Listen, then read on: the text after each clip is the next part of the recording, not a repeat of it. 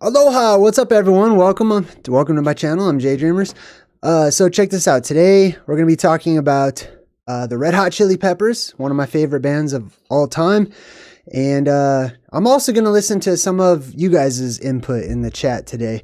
We're going to be talking about lyrics to songs, mostly the Red Hot Chili Peppers. And I'm going to be comparing that to like tying that into how does it relate.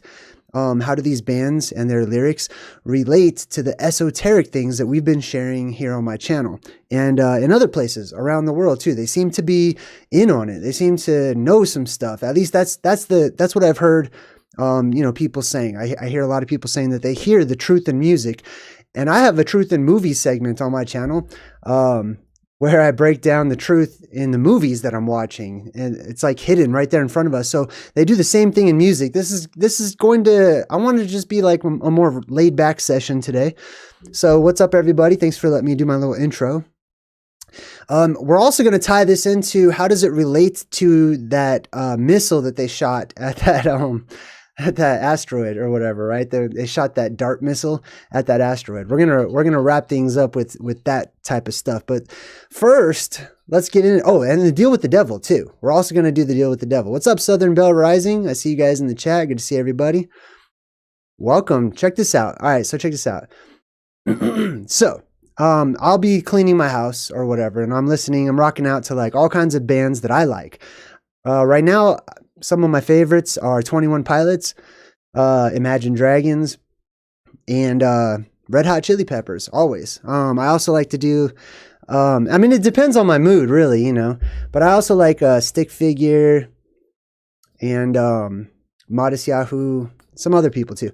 But anyways, let's talk about Red Hot Chili Peppers to start things off. What's up, Pamela Swan? See you in the chat. Good to see you. Train Station. Whoa, hey, welcome to my channel. Good to see you. Welcome to the Good Vibe Tribe, Train Station. Throw some hearts in the chat for you. All right, cool. So who's this? Who's this over here to my side? This is Kali. This is the goddess Kali. Some people call her Kali Ma, which is appropriate if you understand who Kali is or what Kali represents. So check this out. The Red Hot Chili Peppers have a song, and it's appropriately titled Californication. Actually, the entire album is titled Californication, right? And most people, I assume, just kind of relate this to like the Californiization of the whole world, or how the Western philosophy may have like taken over the entire world or spread like wildfire. While that might be true, right? I feel like there is a deeper level to many of these songs that are being sang to us in the entire music industry, really. Just all the same things that I find in the movies, I also find in the music. Lord Racer, what's up? I think you were the first one in the chat today. Good to see you. Take me to the place I love. Oh, I'm going to take you guys there. Sage, what's up? Good to see you, Sage. All right, cool. So check this out. Let's start things off because I'm going to explain what I mean. I'm going to build some bridges so that you guys can understand. Hey, also, super excuse me if I'm looking kind of beat up. I just went to the dentist, okay? So this whole side of my face right now is totally numb. I can't feel anything. It's hard for me to talk or whatnot, and there's a little bit of pain, so I'm going to push through it. All right, so check this out, Californication. And I want to hear the chat. I want to hear all of you guys' thoughts. We're gonna touch on a lot of cool stuff. So Californication, this entire album. Let's take a look at it real quick, right? Well, first off, we see that it's a swimming pool, but the sky is water and the water is fire. So we've got the symbolism of water and fire off the bat, the start of everything, right? I like to talk about and focus on the cyclical reset that seems to connect every other event that happens afterward, leading up to the next cyclical reset. And whenever I look at the song names, just the names of every single Red Hot Chili Peppers song, it's like topics that we've talked about, the sky ripping open and leaving scar tissue, parallel universes or the fractal verse, around the world, the other side, trying to get to the other side, get on top of the dome, basically, Californication, etc. Oh, I got a donation from Thomas Lambros. Hey, thanks, Thomas. Check you out. Super appreciate you. I don't know why you're not a moderator. Hold on. I'm trying to fix that right now, but it won't let me. Oh, there you are. All right, cool. Hold up. I can't add you. I'm going to add you later. Oh, yes, I can. Boom. There you go. All right, cool. Thank you, Thomas Lambro. Super appreciate you. Also, let me read your, I'm going to read what Thomas said. He said, hey, JayDreamerZ, I saw this. I saw your This Is the End, Truth in Movies, and you mentioned the Feather of Mahat. It reminded me of the Marvel series Moon Knight, which I have not seen yet. It might be interesting for you. It could be like your Loki Truth in Movies. I might check it out. It's free to watch. Like I have Netflix, I pay for it. So yeah, I might check that one out. Thank you very much. If you have any unrelated questions, try to save those for the end. I'll be happy to come back and talk about like unrelated stuff or whatnot. But right now, let's jump into the presentation. All right, so check this out. I'm going to start with the song Californication, right? Which I believe is about fornicating with this goddess Kali, right? And I'm going to tell you who Kali is and if that's a good thing, if that's a bad thing, why they're discussing it and how it relates to their song. Let's just break down the song real quick, shall we? Californication. All right, so I'm going to start off at the very beginning. If you don't know the song, I'll try to, hum a few bars so you can remember which one it is. But it starts off and it says, psychic spies from China trying to steal your mind's elation, and little girls from Sweden dream of silver screen quotation. Let's start right there.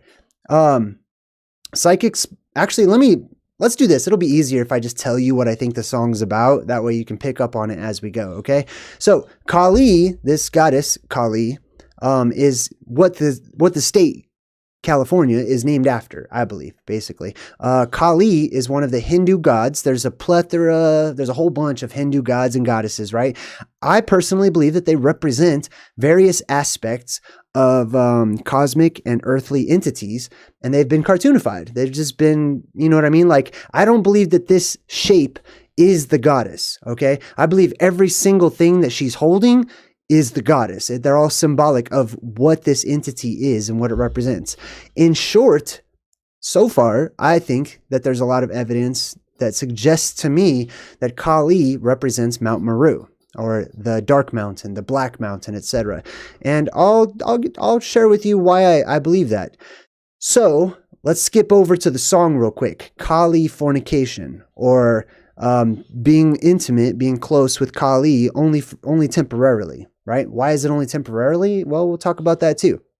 So, Californication. This whole song is about fornicating with Kali, or having a limited relationship with the goddess Kali, okay? So, they're fornicating with Kali, which means that they're using Kali, or whatever the Kali energy is, or whatever this entity is, etc. So it all comes from and stems from, as we've been talking about, Mount Meru, that island continent at the center of the world on many old maps, where there is what I call a plasma volcano right there in the middle of it, right? So all of this relates to that. Psychic spies from China trying to steal your mind's elation. So using psychic abilities to try to manipulate others, right? So we have the idea of being psychic, or being telepathic, being able to read minds and to hear thoughts, etc. Same thing we've been talking about, which is something I believe people are able to do whenever they have a stronger spirit, or when their spirit becomes amplified, right? Oftentimes through electromagnetic discharge, plasma, being wrapped in and enveloped in plasma or electromagnetic, etc. There's other ways that this can happen too, but I believe that this is a reference to that. So psychic spies from China trying to steal your mind's elation. Little girls from Sweden dream of silver screen quotation. That's about people in Sweden. Shout out to Heather Thunderhawk.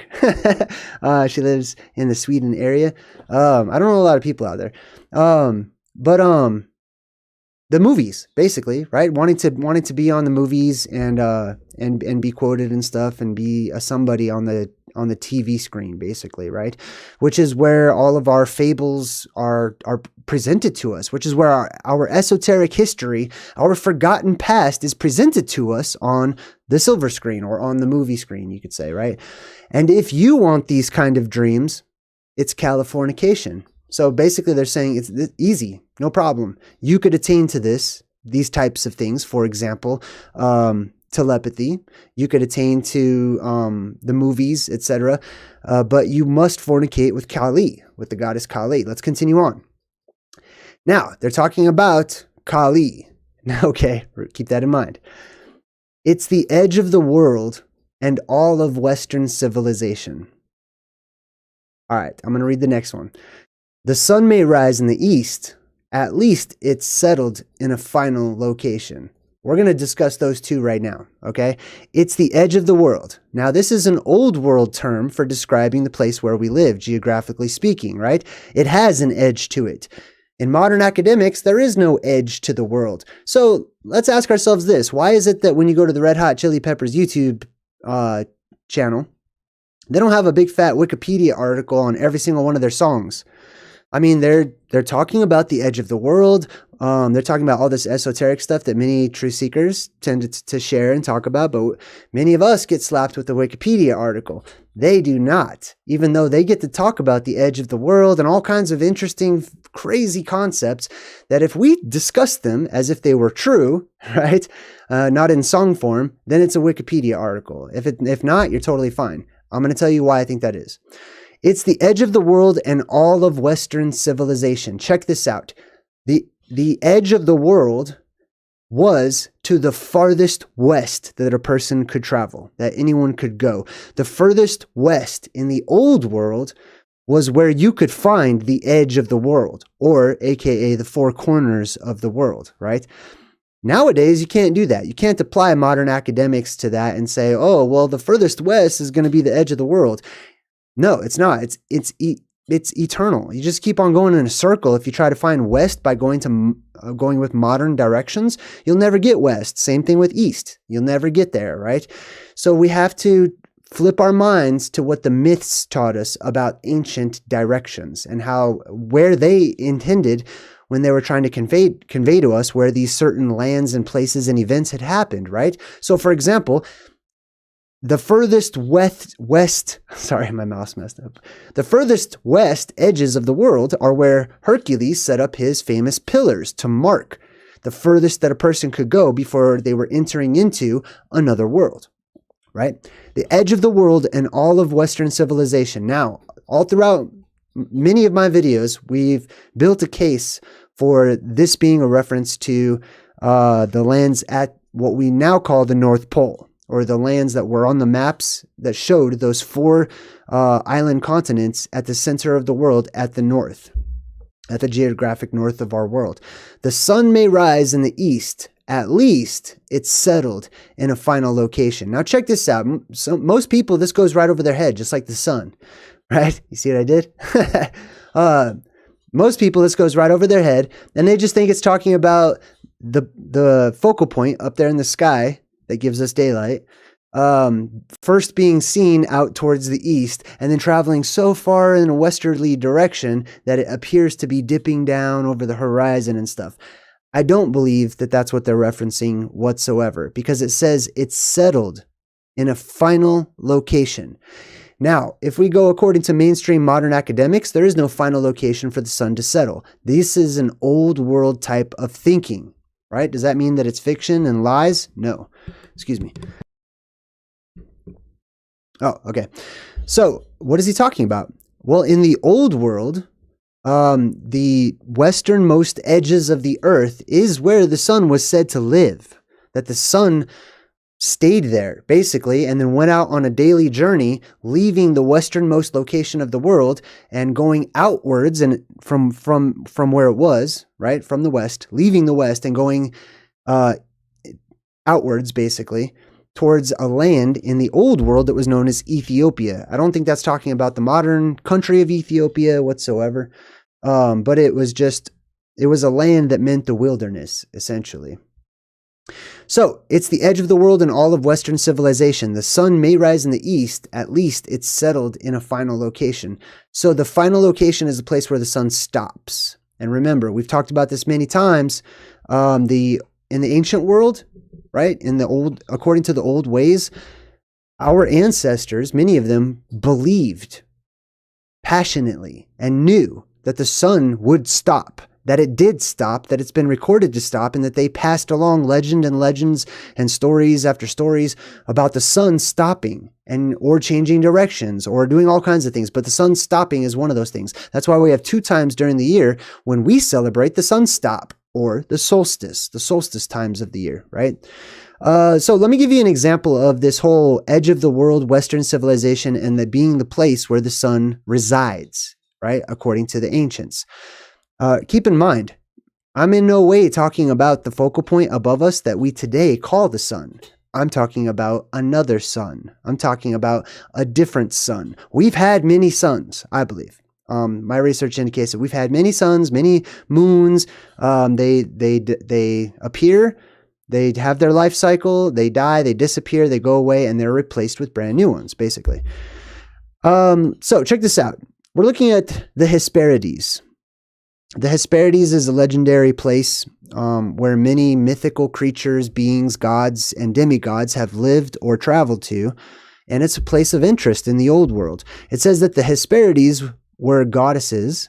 That's also the names of the goddesses that lived on the island of the Hesperides. The Hesperides were goddesses of the Garden of the Golden Apples.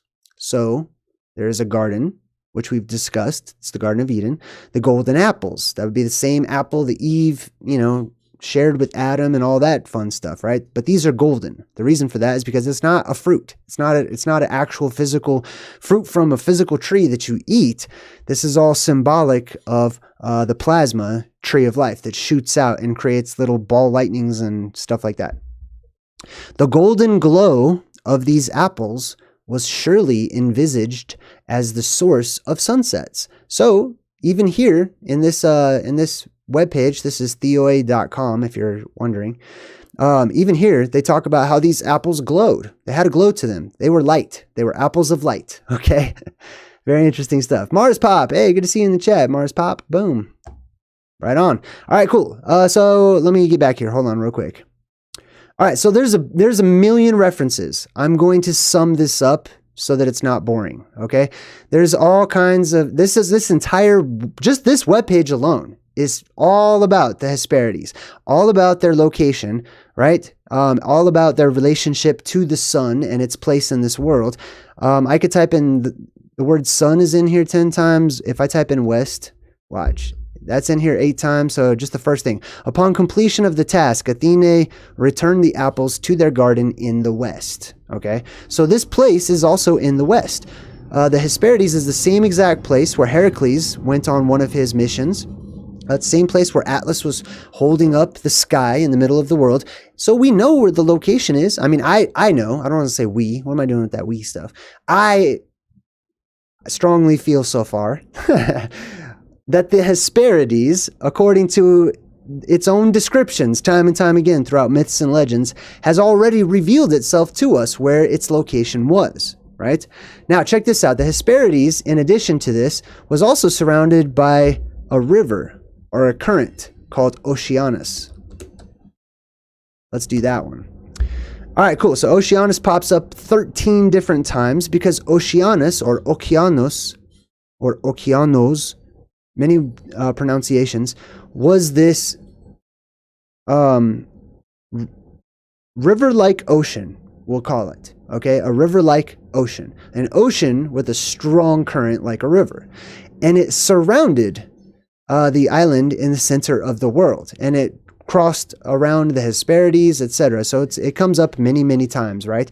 So, for example, I'll just read a couple of examples for you. It says, daughters of Oceanus, or Oceanus, which is where we get our word ocean from. Let's see here. So it talks about quenching this burning, never-ending thirst with fresh water springing from a rock, that would be Mount Meru, or gushing from the ground. Another reference to Oceanus, near Oceanus bound, and the setting sun lies Ethiopia. It's not Africa, okay? It's not talking about Africa. Farthest of the lands, where mightiest Atlas on his shoulders turns the sphere, inset with gleaming stars.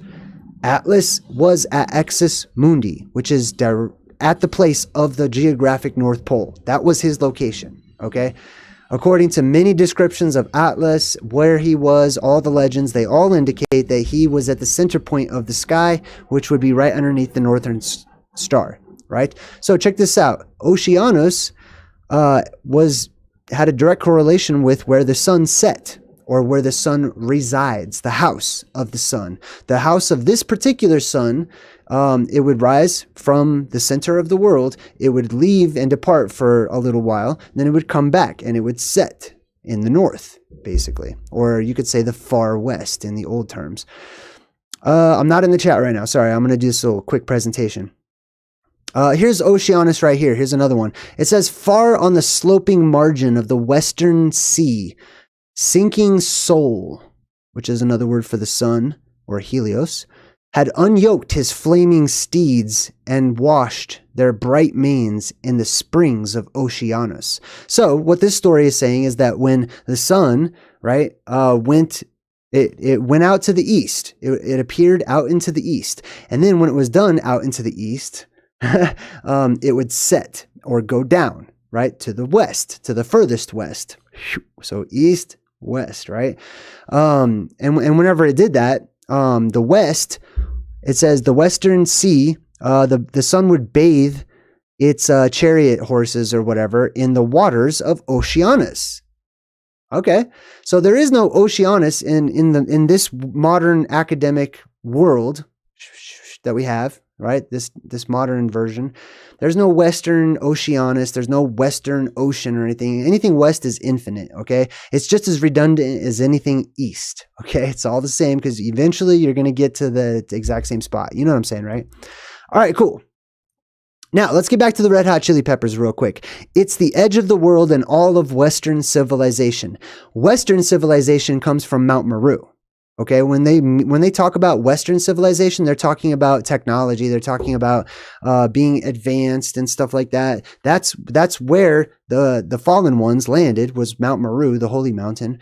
That's where the survivors go to. So all of those people congregate there, live there, and they develop, share information with one another, technology and stuff. That was the extreme West. And that's where we get Western civilization from. It's not that the East evolved so much that they just turned into the West because they traveled left or really far to the right. You know what I mean? Western civilization comes from other worlds, okay? Above and below. The sun may rise in the east, but it's settled in a final location. That is talking about Mount Meru in the middle of our world. Now, I just want to remind you, today's point of focus that we call the sun that goes around in circles, it obviously just keeps on going, right? It doesn't settle anywhere. It doesn't stop anywhere. I believe the day will come when it will transgress the boundaries of the tropics and make a yellow brick road all the way up to the North Pole, or possibly the opposite, where it transgresses the opposite boundary, the opposite tropics, and it goes out entirely. But let's move forward. It's the edge of the world and all of Western civilization. So they're talking about fornicating or having a relationship, if even just a temporary one, with Mount Meru or the magic that lies therein. Okay? All right, so let's continue on. I'm sorry that took so long just for that one verse, but man, it deserves a lot. It's understood that Hollywood sells Californication, right? They do sell that. They're selling you the truth. They're charging you to tell you the stories of old, to regurgitate all of the ancient history and facts and stuff that we have forgotten. Hollywood repaints that and gives it a fresh face, and they cartoonify it and they sell it, the truth of our past.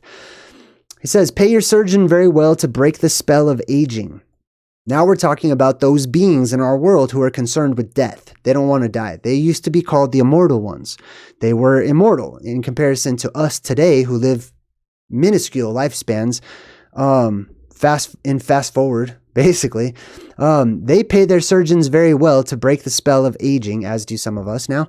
Celebrity skin, is this your chin, or is that war you're waging, right? I don't have that fully figured out yet, but it's talking about these people who are concerned with immortality waging war, right? And if you go to Mount Meru, you can have your eternal life. I mean, at least temporarily, it can seem like eternal life. But the conditions there are altogether different. And there's still enough energy there in the heart of the world that it has an effect on the physical body and on your spirit and on your soul, allowing you to live for very long periods of time. The same thing can be said for the certain places inside of the earth too. Firstborn unicorn, clearly a reference to the firstborn, okay? The firstborn are those who survive the apocalypse. They're the first ones, okay? That's when we start time. That's the first generation. That's the first, that's when you start your clock, synchronize your clocks or whatever, is immediately after the apocalypse ends and the new world is created, basically. These are the firstborn, okay? So some are born into this world, right? Just like the Doors, right? They talk about that on their song Riders on the Storm. They say, into this house we're born, into this world we're thrown. They're born into this world. They're the first ones because they come at the apocalypse when everyone else is wiped out. Also, there are those who are the inheritors, which is us, the survivors, those of us who are already here, already call this home, and we make it up to Mount Meru as well, okay? Then it says hardcore soft porn, which is just the same thing as fornicating with Kali. You know what I mean? It's not really that they're fornicating. So it's soft porn. It's not hardcore or anything like that. It's not real. They're not talking about sex, basically. Okay. So they're not talking about sex whatsoever. Dream of Californication. This is also where the dream world is too, according to the ancient myths and the legends. The dream world is said to be in that same area as the Hesperides beyond Oceanus. Let me show you something real quick. Hold on. Mercator map. Where's the Mercator map? I don't know why I don't already have this pulled up. Hold on. I just got to pull up this map real quick so I can give you a visual of what I'm talking about throughout most of this presentation. All right, cool. We'll just use this first one right here. That's as good as any, I suppose. Even though the Pygmy land is unfinished. That always bothers me. All right, cool. Boom. So this is the map of the North Pole as it is portrayed on many of the old world maps, right? This is Mount Meru, okay? The energy inside of Mount Meru is what Mount Meru gives birth to. That's why Mount Meru is seen as being female, okay? This is Mary, Mount Meru, Kali, etc. And that's also the reason why Kali is often seen as being black or dark blue. She gives birth to a blue light, which is the light of the world, the sun, etc. on many different religious aspects. Am I frozen? Okay, good. And the mountain reflects that blue light, even though it's a black mountain, so it's seen as like a bluish black. Angel Wings, hey, good to see you. Oh, I like your message in the chat. Thank you. Now, Oceanus. This right here is Oceanus. See all that water that goes around? That's Oceanus. Boom. That is the ocean that surrounds all of these various islands, including like the mythic White Stone Island, which I believe is a reference to like possibly the Cathode Island. There's probably a Black Stone Island, which is probably the Anode Island, I'm guessing. But anyways, this is the water that goes all the way around the center of the world. That's Oceanus that encircled the world, right? It doesn't encircle the entire earth, but this was the world once upon a time. This was everything that was known once upon a time to those who stayed there and were confined there, as the legends indicate too. This was their world, right? So Oceanus was the world encircler. Oceanus was this whole sea, this whole Arctic Ocean, essentially. Pardon me. All right, let's go back. Let's go back to the song. Marry me, girl, be my ferry to the world. Marry me. So he's asking Kali to marry him, okay? Be my ferry to the world. We've talked about this many times in our Truth in Movie segment when we see that they have, like, one of the main characters always gets on a ferry. There's always a boat that they have to take in a city. It's called the Ferry or whatever. It's just a little reference to Mount Meru and the energy that comes out and is birthed from Mount Meru. Marry me, girl. Be my ferry to the world. Be my very own constellation. Why? Because it's a star. It's a sun. It's a star. It's a cosmic light that gives light to the face of the world and allows us to see. So therefore, it's a star, and therefore it can be a constellation in and of itself. A teenage bride with the baby inside, that's a reference to Mother Mary, right? The virgin, which the word virgin really didn't mean virgin, essentially, like not having ever had sex. It just meant a young girl, basically. But a teenage bride with a baby inside, that was the mother of Jesus, okay? She was said to be a teenager or possibly even younger in the Bible. A teenage bride with a baby inside getting high on information. It collects information. All of these cosmic entities and deities, they want your memories, okay? There's a memory harvest, basically, or an information harvest, as some may call it. And the information goes there. It goes back to the heart of the world, as it should, right? The world puts things out so that it can get things back. Buy me a star on the boulevard. The boulevard is the main street. Okay, so this right here is this is the boulevard. Okay, this is the main street of our world, basically, and this is the star on the boulevard is Mount Meru, right? Just like in the Native American traditions, they talk about how their Kachinas, their Kachina gods, right? Specifically when we see the blue star Kachina, that it will go to. Damn, what was it? How did they word that? I forgot. It'll go to the main. What is that one? Hold on. Blue Star Kachina. It'll go to the. I forgot what the name of that was. It'll unmask itself and go dance in the plaza. That's what it was. Okay, I knew if I just kept talking, I'd get it. So this is also the plaza of the world. Okay, same exact thing. The boulevard of broken dreams. If you're a Green Day fan, it's all the same stuff. All right, cool. Let's move forward. Space may be. This one's probably the most. This is one that everyone's been waiting for, and space may be the final frontier. That's what they say in Star Trek, right? Space, the final frontier. These are the voyages of the Star Trek Starship Enterprise. Space may be the final frontier, but it's made in a Hollywood basement. No Wikipedia article for Red Hot Chili Peppers, I promise. It's made in a Hollywood basement. Space is made, the concept as it is presented to us, right? The world believes whatever is presented to them, generally.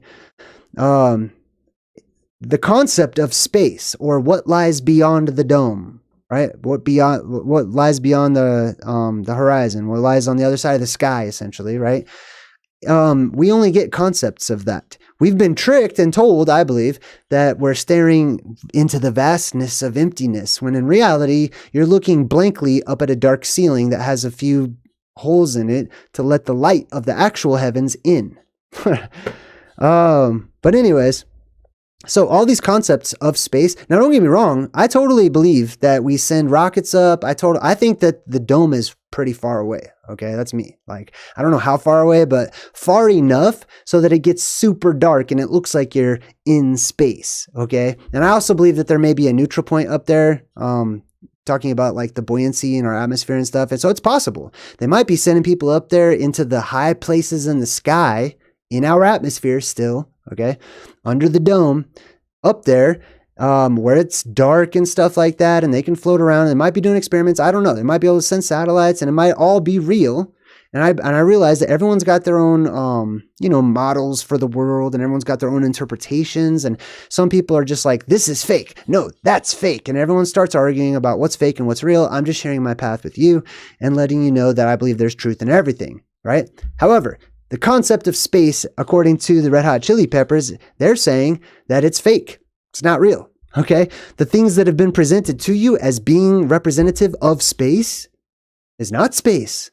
That it is it's a hoax. I mean, it's trickery. It's allowing you to use your imagination, basically. They say this, not me.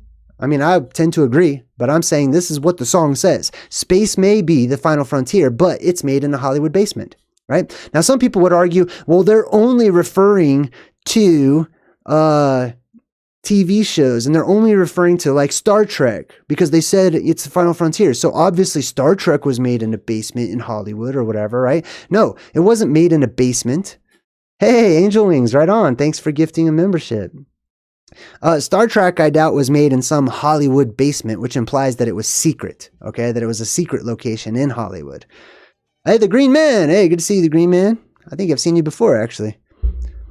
Oh, you right on. I picked up the membership. That's cool. All right. So anyways, space may be the final frontier, but The space that's presented to you is hidden in a Hollywood basement, underground in Hollywood, not on the top, not on the street level, not where all of their studios and stuff are where they record TV shows. This is not referencing a TV show whatsoever. This is referencing real life, in my opinion, so far.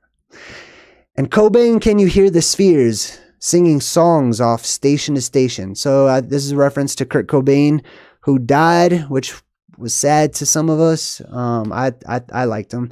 I liked a lot of these people that have died, right? River Phoenix, Kurt Cobain, there's a whole squad of cool people, or people that I resonated with their energy.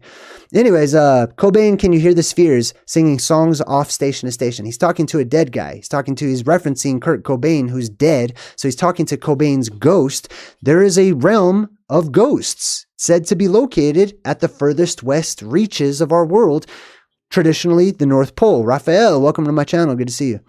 The spheres are singing a song from station to station. I think this is a reference to the fractal verse and these other worlds that we have going on, worlds below us, worlds above us, and how they try to communicate with them or keep in communication once the electromagnetic barrier goes up. This might be what's going on with some HARP stuff too. Okay, sending radio signals at the dome, at the sky or whatever. Like, I don't know. It sounds like maybe they're trying to talk to their buddies up there. You know what I mean? And Alderon's not far away. Alderon, I think that's a Star Wars. Hold on. Alderon. Right? Isn't it Star Wars? Yeah. So Alderon is a Star Wars planet. Located in the core worlds, was a terrestrial planet covered with mountains during the waning decades of the Galactic Republic. All right, whatever. Anyways, it's a Star Wars planet, okay? He's saying Alderon is not far away. It's Californication. What does he mean by that? He's saying the fact that they make it seem like it's so far away that you have to travel light years through space and stuff to get to Alderon, that's Californication. He's saying it's not far away. It's actually super close. That's what he's saying, okay? That's what the song is telling me, at least. Born and raised. Now he's speaking for himself. Born and raised, I think he's speaking about himself, by those who praise control of population. That would be your Illuminati that you guys all love so much. Okay, he's saying, I was born in this family. Okay, born and raised by those who praise control of population, right? Which I think has to do with, I believe personally so far that the apocalypse is directly related to the population of people in this world. It seems to be linked, at least. And everybody's been there, and I don't mean on vacation. That could be a reference to the dream place or to your soul going toward the north, right? Around the Aurora Borealis area, etc. Firstborn unicorn, we've talked about that. Destruction. Check this out. He's talking about the apocalypse directly. He's not talking about apocalyptic movies, right? Because they just love movies this much, right? And they just love psychic spies from China so much or whatever. You know what I mean? This is all one thing. It's all discussing one thing. And those who don't see it, I will tell you what they will only believe that this song means. So those who don't see it, they're just going to be like, this song is just about, how California, like everyone wants to be a Californian, essentially. Okay? I don't think so. Destruction leads to a very rough road, but it also breeds creation. That would be the apocalypse. Hold on, I saw somebody in the chat. Alex says, JayDreamerZ, I think the truth in music would be a cool regular topic. I do too, but I always get copyright strikes when I do music. So many songs have a ton of hidden meanings buried in the lyrics. I agree. I wasn't sure if this already came up. Yeah, it comes up, every so often. It's okay. You can totally ask again. Earthquakes are to a girl's guitar, they're just another good vibration, right? So he's saying the end of the world, you could see it as a bad thing, but you could also see it as a good thing. Okay, so the worldwide earthquakes you could see as a good vibration. It all depends on your perspective. Are you terrified because you're evil and you know that this is a cleansing event?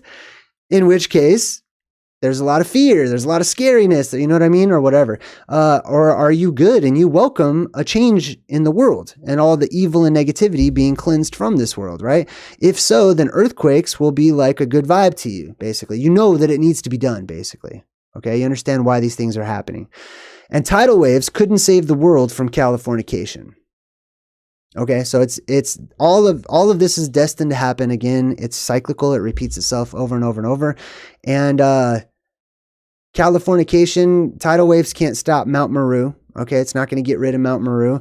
Fire is not going to get rid of Mount Meru. Mount Meru is solid. It will stand, except for that it's the split mountain, in which case it's not completely solid. Pay your surgeon very well to break the spell of aging. We've talked about that. Sicker than the rest. There is no test, but this is what you're craving, right? People are super sick these days. The whole world's sick. Okay, the earth is sick. I feel like the earth symbolically is sick, and that it's getting ready to puke. It's getting ready to cleanse itself. It's getting ready to heal, however you want to say it. Sorry for, saying it so bluntly. But yeah, this is what you're craving, right? To be tested. All right, cool. Is everything still good? Oh, I froze the chat on accident. That was my bad. All right, let me jump in real quick. Retribution Zenith Point Zero says, Jay, a video game for you to analyze would be the Elden Ring. I found many truths within it. Right on. Thank you. All right, cool. So let's check out some more stuff here real quick. I got another Red Hot Chili Peppers. The Other Side. We're going to do 3 Red Hot Chili Peppers songs, okay?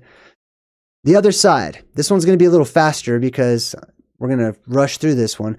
But this one's all about being a slider, just like the old TV show, okay? The game Chutes and Ladders, space traveler, time traveler, whatever you want to refer to it as. It's somebody that jumps or slides or hops the fence or teleports, or however you want to see it, from this world to a different world or to a similar world, right? They're world travelers, basically. And he's talking about being a world traveler. So he says, how long will I slide? Slide is code for traveling to other worlds, basically. How long will I slide? Well, separate my side. I don't believe it's bad. Slit in my throat, it's all I ever. Right? So I think that he's referencing traveling to various worlds and possibly reincarnation and stuff in there too. Sage, hey, check you out, Sage. How cool. Everybody's buying memberships to my channel. That's very kind of all of you. Hey, Merry Christmas or whatever. Happy birthday to some of you. All right. So congratulations. Let's continue on. I heard your voice through a photograph. I thought it up and brought up the past. So photographs are reminding him of the past. He's bringing up the past. When they're talking about the past esoterically, they're talking about the ancient past. Once you know, you can never go back, right? Once you know these things, you can't go back to the way things were. Once that you have that enlightenment, once that light shines in your mind, you can't go back to living that old way because you understand the reality of the things that are happening around you. If you do, it's pretense. Okay? If you do, you're just pretending. And perhaps you can get lost in that pretense, I suppose, after time. But they're saying once you know, you can never go back to the way things were. You'll never see the world the same way again.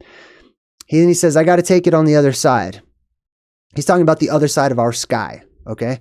The other side of the world. The other side, meaning the other side of the sky itself, meaning space traveler. And I think snow is going to be the next one, which also references that. Yes. All right, so he says, well, centuries are what it meant to me.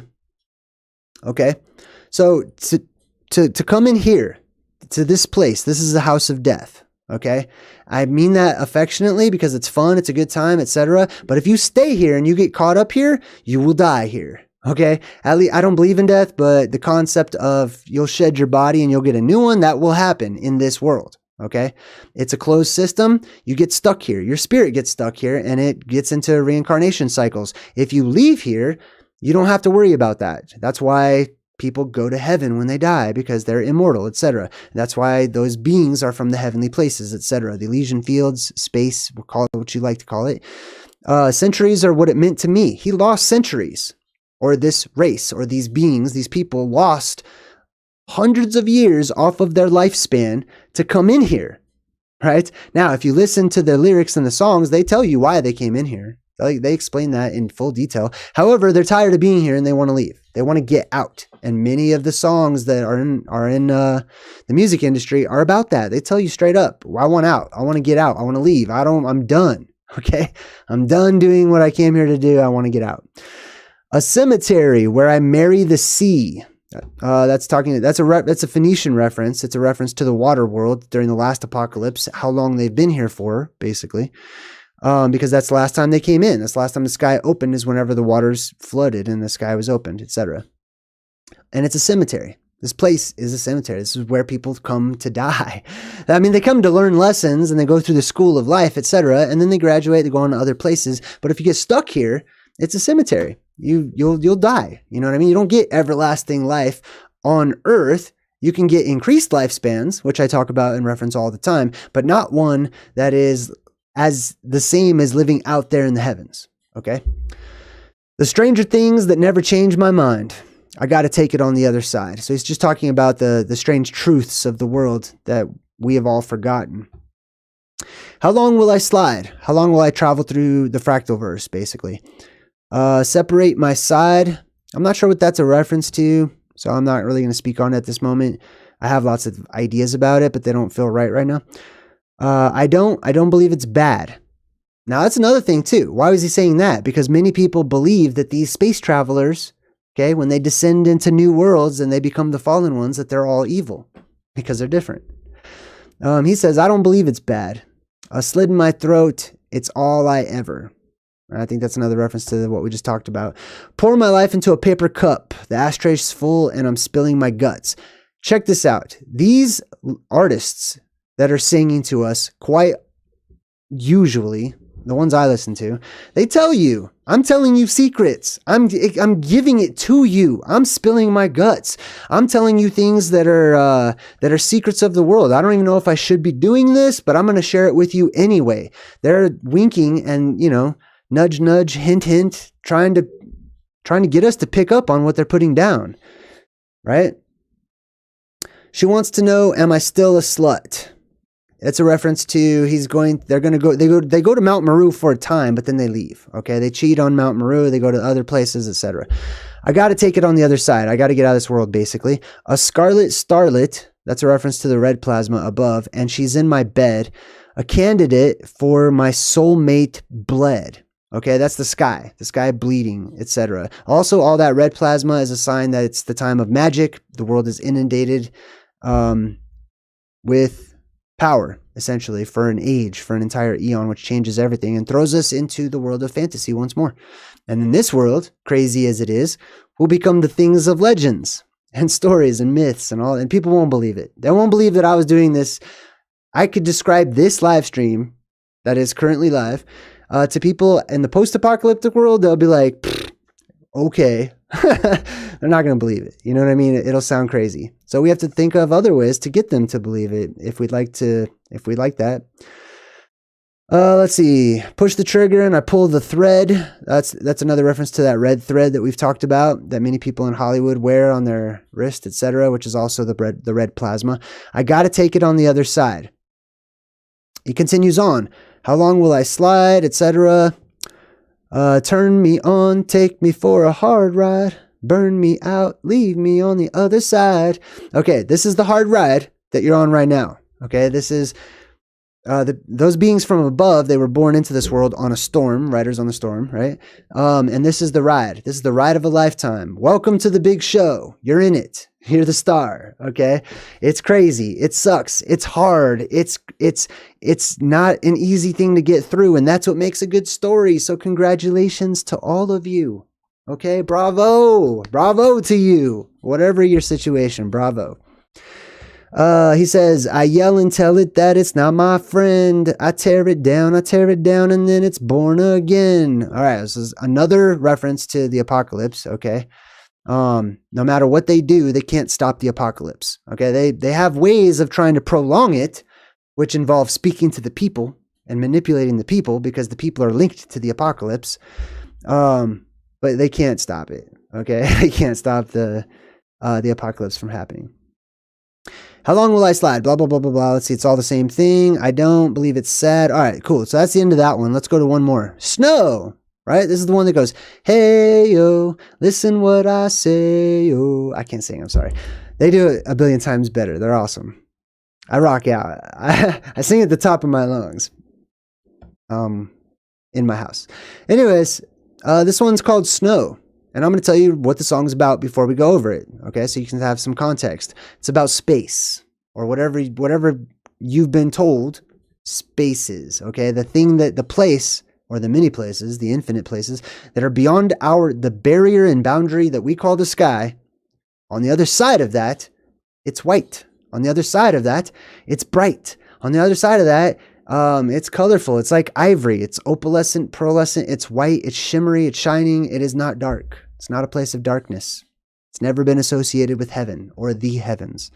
So this is what he's talking about. And he's also talking about, in the other song, how he wants to leave here and to go there, right? So there's another song about going there, all right? And this song is about how they came into the world and now they're ready to go. They say, come to decide that the things I tried were in my life just to get high on. When I sit alone, come get a little known, but I need more than myself this time. All right, so to me, that's basically saying like all the stuff that's happening in this world under the dome is passing. Okay, it's temporary. It's all temporary pleasures. It's all fleeting. It's all going away, basically. Now, check this out. Step from the road to the sea to the sky. Step from this is a path. He's giving you instructions on where to go. Step from the road to the sea to the sky. These are directions on how to get to Mount Meru. Okay.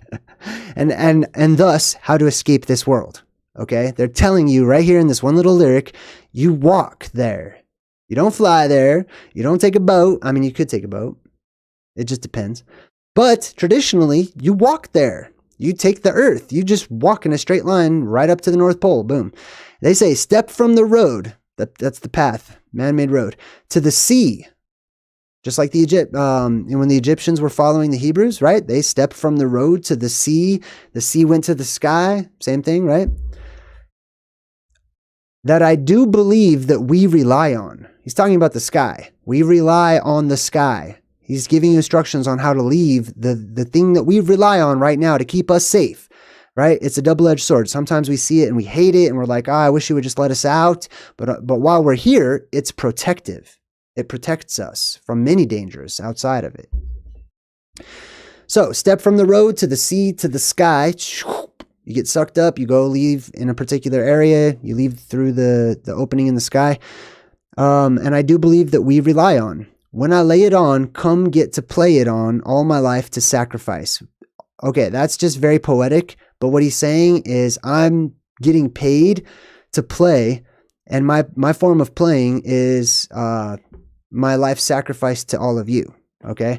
Their music is how they play. That's not work to them. Just like this is not work to me. I enjoy it. I love it. It's work. It's still work. There's a lot of work that goes into what I do, but it's fun, man. I love it. This is my passion. This is the Red Hot Chili Peppers' passion. This is their sacrifice. They're going to do this for the rest of their lives until they leave this world. And they may have made a promise to do so. So we're going to talk about that promise or the deal with the devil. Now he says, hey, oh, listen to what I say, oh. He's begging for your attention. Right? This isn't a love song about some ex-girlfriend or, whatever most people say that all those other songs are about. These are secrets being passed from those who know to those who are seeking. He's saying, listen to what I say. Listen to me. Okay? I mean, what else? Sometimes it's like, what else could you even interpret it as? Right? Some of these are so deep and so esoteric that it forces your regular person to make up a story so that it makes sense to them. That's why quite oftentimes they're like, oh, it's probably like about this, when it's not. They have no idea. They have zero idea what it's about. All right, let's continue on. When will I know that I really can't go to the well? Once more, time to decide on. Okay. Now, also, I want to throw this out there. Purposefully, some people will not use punctuation when they're writing their lyrics down. Right? It's done purposefully. Okay. It's not like they don't understand how to use periods and commas and stuff. So when will I know that I really can't go to the well once more? Time to decide. Time to decide on that. Right? What is he referencing? He's talking about the well, which is this place. Boom. This is the well. Mount Meru right there. Hold on. Let me zoom in. This is the well of the world. This is the wishing well. This is the magical well. This is the cave of treasures, etc. This is what he's talking about. So in reference to Mount Meru, in reference to the base of the Yggdrasil cosmic tree, he says, when will I know that I really can't go to the well once more? Right? They want to know when it's time to leave. They want to know when it's time to go. You have to get here in order to go. Once they're trapped in here, you can't. They have to wait for a sign, just like all of us are, or I am. Okay, you have to wait for a sign. When you see the sign, then you'll know that it's time to go to the well, that it's time to make that journey, it's time to make that trek, that Star Trek, if you will. When will I know that I really can't go to the well once more? Time to decide on. That's a separate sentence. Time to decide on. So it's time to make your decision. Are you going to go or are you going to stay, basically? When it's killing me, it's killing him, right? It's killing him, meaning like it's killing me right now. Like I long to go. It's not time to go, so I'm not going to yet, right? You have to go when it's time. But I long to go. And when you long for something so much, you say, it's killing me. Ah, you're killing me, Smalls, right? Some of you know that. But it's literally killing him, and it's physically killing him. This world is physically killing us. It's killing you right now, all of us. There's entropy in the world. The body is rapidly aging and dying at this exact moment. We are sick, okay? In many ways, we are sick. And there is a good doctor, thankfully, that makes an appearance when we need it the most, which is what I talk about on my channel all the time. When it's killing me, when will I really see all that I need to look inside? Well, there's many levels to that. You could look inside of yourself, right? So that your energy matches so that you can get to Mount Meru, etc. Or just looking inside of the wishing well to look into the world itself, to look down into the hollow recesses of the world. Come to believe that I better not leave before I get my chance to ride. Right? Don't leave here. Don't visit for no reason. Don't visit just to take a vacation and just kick back and whatever. No, man, you got on the ride. So ride. Be a rider. You know what I mean? Be somebody that does something. Do something. This is your wish. This is your life. You're in the skin. You're a part of it. Your spirit is inside of this body. Go use it. Go do something. Go play, man. Go play. That's how I interpret that. Right? I've come to believe I better not leave. I better not leave before I get my chance to ride, before I get my chance to contribute, before I get my chance to leave my mark, to do something. You know what I mean? To experience in all of its wonder, right? The world is a wonder-filled place. So experience it. Good, bad, and ugly. Go get your experiences on. That's what this is for. It's a place for experiencing things. When it's killing me, when do I really need all that I need to look inside? So he repeats himself, basically. And then he says, listen to what I'm saying. Just like REM, right? He's like, that same song. He's like, that's me in the corner. That's the corner of the world. That's me in the spotlight, the blue beam, right? Losing my religion. And then what else does he say? Trying to keep an eye on you, and I don't know if I can do it. Oh no, I've said too much, right? Remember REM says that? Oh no, I've said too much. I set it up, right? And then he says, consider this. I'm talking about REM right now, but it's the same thing. Both artists are doing the same thing. They're saying, listen to me. Listen to what I'm telling you. Pay attention to why my song sounds so strange. He's not just telling you a black and white straight up, here's what I'm talking about, right? So that we're all on the same page. I'm communicating with the world right now. I might as well be as clear as I possibly can with my message. No, the message is hidden, right? The message is hiding within the guise of some melodic tune. The more I see, the less I know. The more I'd like to let it go. The more I see, the less I know. What is that saying? That's saying at the very least, this band and whoever wrote this song, they're learning. They're learning a lot. They're learning so much stuff that they're just like, man, I don't even know anything. Like, let me just do what I'm here to do. This is crazy, right? Every time I learn something new, there's an avalanche of brand new information right behind that if I allow it, right? It's infinite. The more I'd like to let it go, right? Stop worrying about so much about gaining information because there's infinite information. You know what I mean?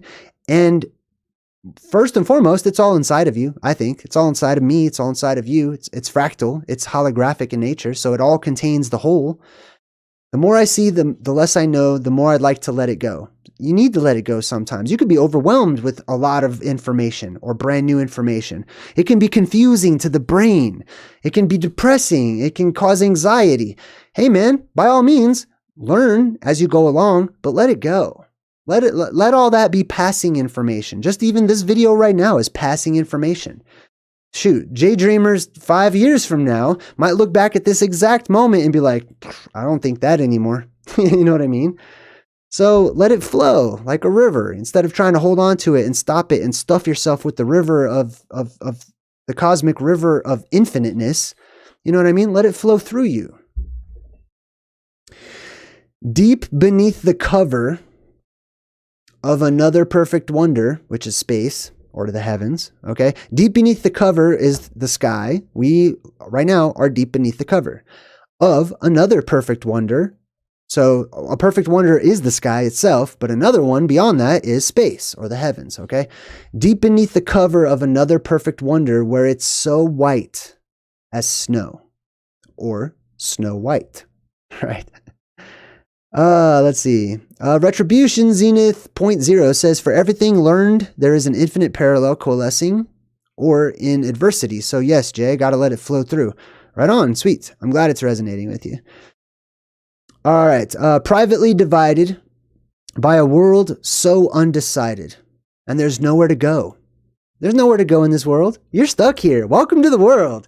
Welcome to Big Brother. You're in the Big Brother house right now. I'm JayDreamerZ. I'm one of your Big Brother people that live with you. I forgot the word for that. But you're not going anywhere. Not right now. Okay, the door needs to be open for you to go. So right now we're all roommates. That's the word I was looking for. And we're divided, okay? Now that's what they're referencing. The world is divided. The world is undecided. The world is undecided. Everything's in flux right now. We're all divided. We all see each other as being separate from one another, which can lead to fun and creativity and all kinds of positive things. Or it can also lead to war and strife and, you know, getting a hard foul in the NBA or whatever. I don't know. I just made that up. Anyways. He goes on to say, in between the cover of another perfect wonder, and it's so white as snow.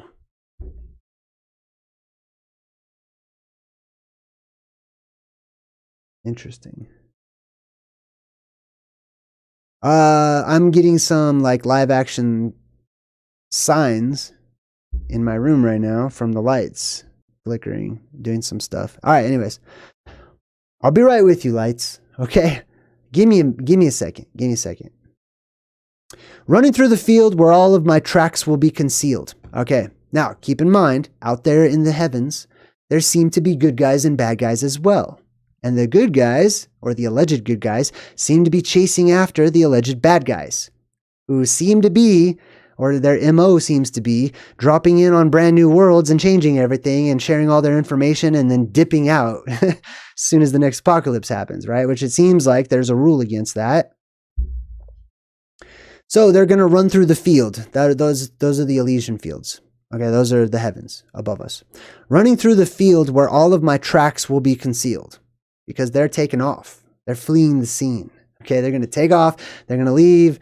And they're going to get out of here before the space cops follow suit right behind them. That's just my fun way of describing that, okay? And there's nowhere to go. When to descend. This is the fallen angel talk or symbolism, if you want to see it like that. When to descend to amend. Don't let the rhyme throw you off, right? When should I come down to help or to fix, right? When to descend, when to come down to fix or to help out a friend. When to descend to amend for a friend. What are they going to fix? Well, they need to fix all of the channels that have broken down. All of the channels are what? The TV channels? No, not even close. All of us. Okay? You are the channeler. You are the channel. Okay? I mean, I have a channel, but my channel is not the channel on YouTube. My channel is nothing without me. I'm the life of my channel. Okay? Like when you tune in to my YouTube channel, you are channeling me. you're channeling JayDreamerZ, just like you're channeling whatever other people you like to watch. Okay, that's why it's called that.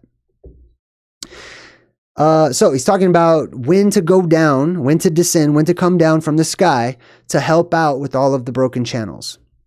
Also, it's a reference to literally digging channels for water in the ground and helping people learn how to get back on their feet, right? Farming and teaching people stuff like that.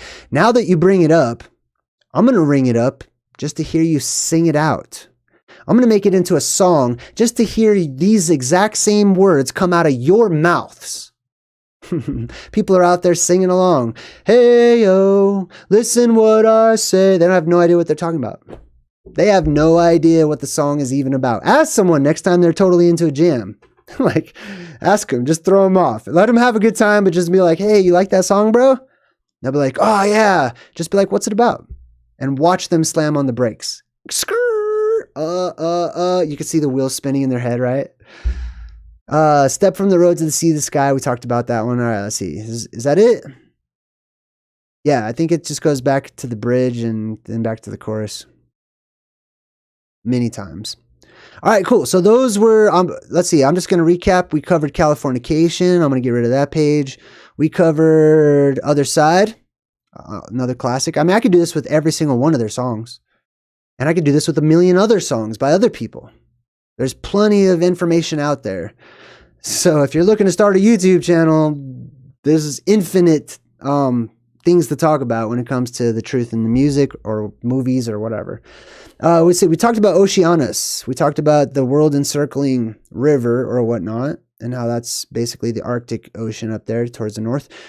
We talked about the Hesperides. We talked about the Western. Oh, also the Zephyr. I want to talk about that too. Hold on. I'm going to put this on just a sec. Space. Just calm down, space. All right. I want to talk about the Zephyr as well, because they also sing a song called Zephyr, right? Zephyr is a western wind. And in the song, they talk about it lifting them up and taking them to other places, okay? Western meant from below, not the wind that blows from the westerly direction as we have it today. It meant a wind coming up from underneath you that allows you to float.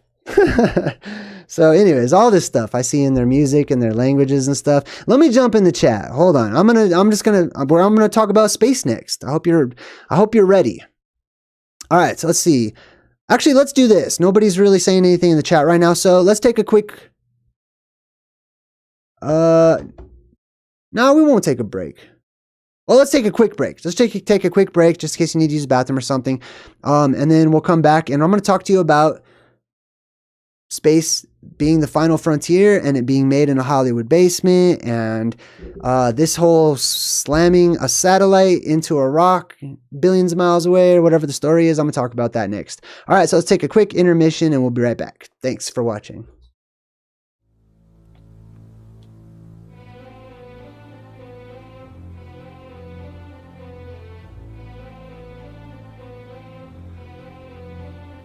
Around the world men's thoughts will fly, quick as the twinkling of an eye, and waters shall great wonders do. How strange, and yet it shall come true. Beneath the water men shall walk, shall ride, shall sleep, shall even talk, and in the air men shall be seen in white and black and even green.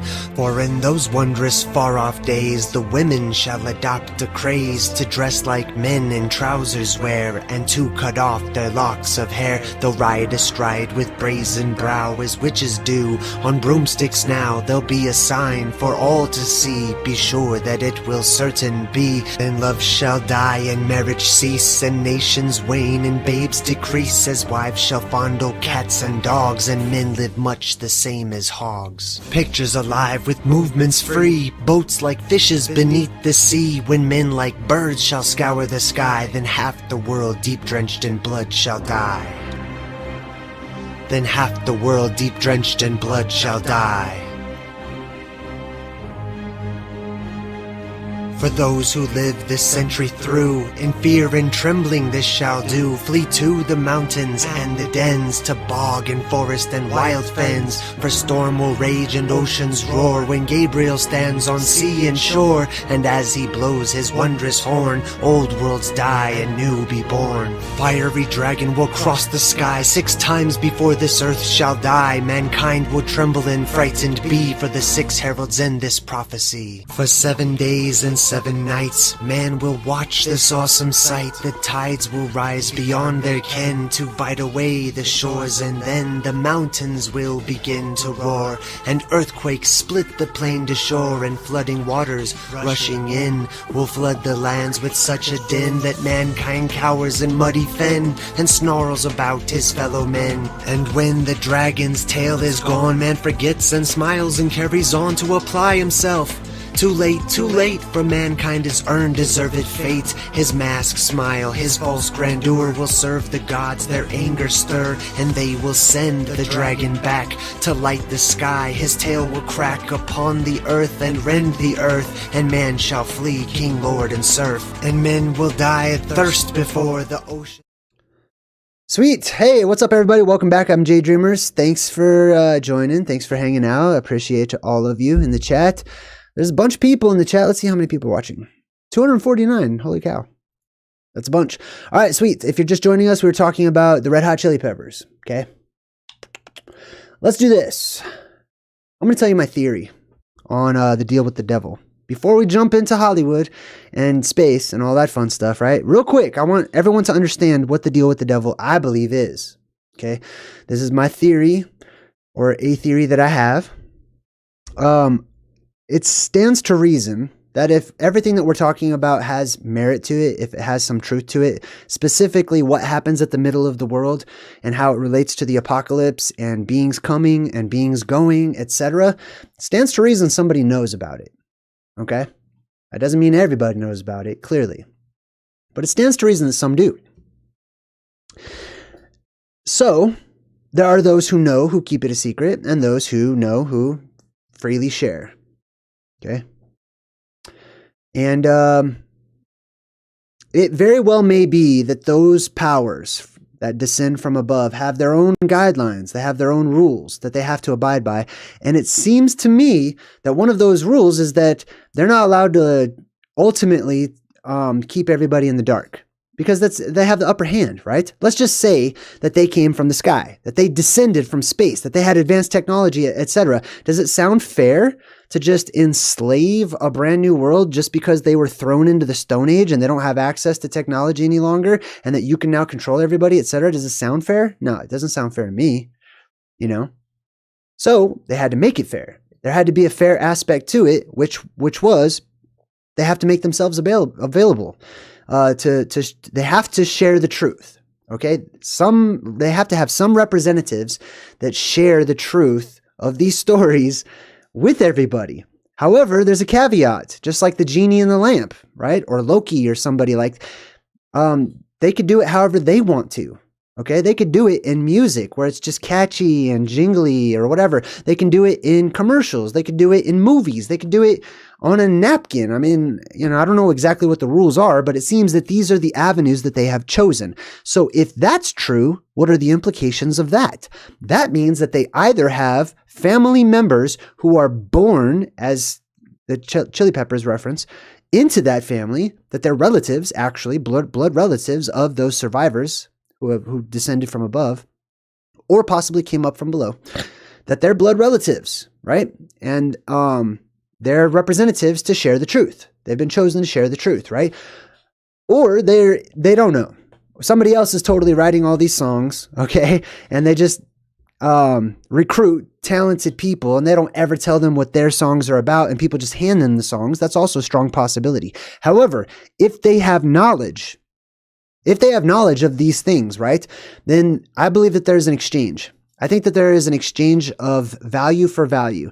The value that the one offers is, hey, I'll be your bard. Okay. A bard is like if you ever play Skyrim or like video games where there's somebody following you and they're singing on a little guitar or something, that's a bard. They sing these folk songs. They remind us of the legends. Okay. They're very important. Even though sometimes they can be a lame character in a video game, they're super important, okay? They're actually some of the most important characters are the bards, the storytellers, because they influence history, essentially. Rush is in the chat and says, Jay, it sucks being immortal with amnesia, though. Well, remember, bro. I mean, what else can I say? Recall. It's time to get your total recall on. All right. So anyways, here's what happens, right? These people are approached. The people who know say, hey, check this out. We would like to pay you handsomely, make you rich, make you famous, give you all of the life to just kick back and be on vacation, and you don't have to suffer all of the terrible things in the world any longer. We will pay you to be a superstar, okay? If you sing our music, or if you share the things we are asking you to share with the people, right? And if the person accepts, what they get in return is a one-way golden ticket out of here. That's it. They're making the deal with the devils that descended down from on high, right? And they're making a deal with them to go back with them to the place where they can gain immortality.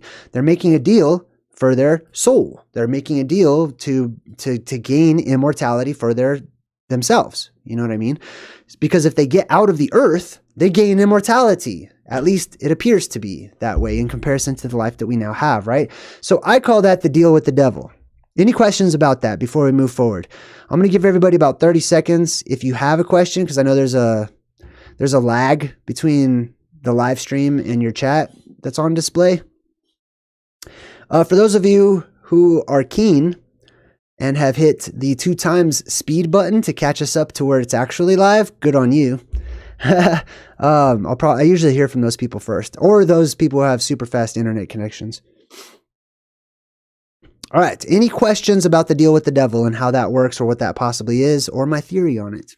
And I have a beer right now, just so you know. It's mostly to relax myself, because I'm in pain right now. My mouth is hurting. I went to the dentist earlier. It's not too bad. Plus, I just want to chill and just have a beer with my friends. So hopefully that's okay with everybody. All right. So let me check out the chat. Jacob says our souls are not our own and thus cannot be sold. Well, then I totally get where you're coming from. I tend to agree with that. Let's see. Everybody's good. Everybody understands pretty good the deal with the devil. I'm sure somebody's going to watch this when it's not a live stream and they're going to be like, damn it, I have so many questions about that. Hey, if that's you, just jump in the comment section real quick. Just throw your comment in there. Maybe I'll answer it personally. Maybe somebody from the Good Vibe Tribe will. Maybe a passerby can help you out too. Yeah, Margie's saying that there's a lot of stars who are trying to come out about this. I mean, I'll just tell you, I'll shoot from the hip. I feel like we live during a time when the powers that be, as many people refer to them as, don't care. Like, go ahead, tell them the truth. We don't care. You know what I mean? I'm too busy building my rocket ship to get the hell out of here or whatever. Plus, nobody's going to believe me anyways, because the energy is that amplified right now and that upside down. Cheers. What's up, everybody? Cheers, cheers. I see everybody in the chat. Cheersing. Super cheers. Boom. Here you go.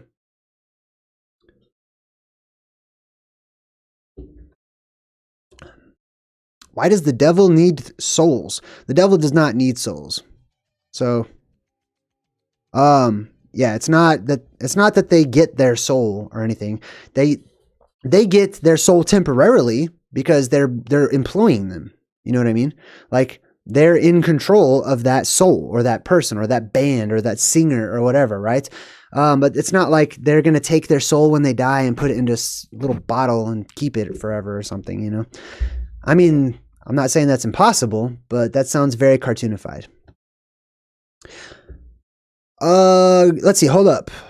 I got Mars Pop who says, Jay, do you think it's a specific devil? The deal it's made with. Okay, cool. So obviously, let's do this. Let's establish vocabulary words.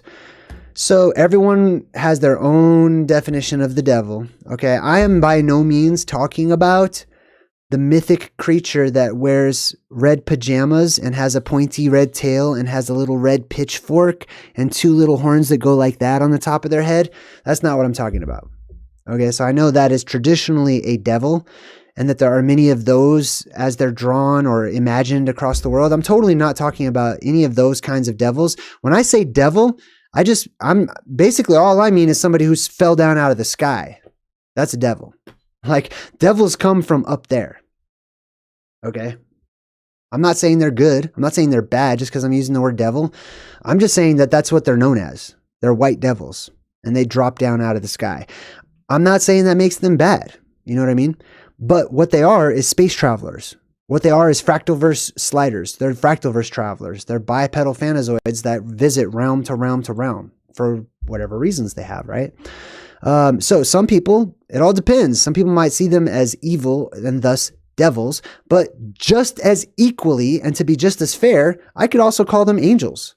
It's just that most people aren't familiar with a term called the deal with the angels. You know what I mean? So I'm using the term that most people understand, which is the deal with the devil.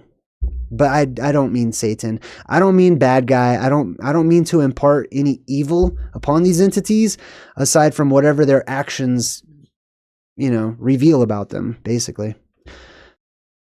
And this particular action I don't see as being evil at all. I happen to agree with the Red Hot Chili Peppers that it's not evil to be a slider. That's not evil for them to share the truth with you in music and teach you all of these awesome, things or whatever.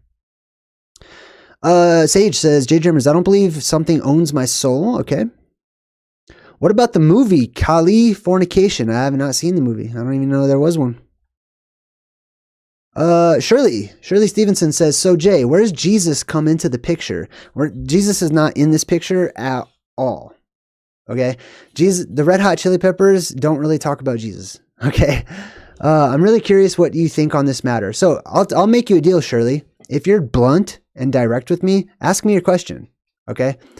Just straight up ask me what you're really trying to ask me, and I'll be happy to be honest with you.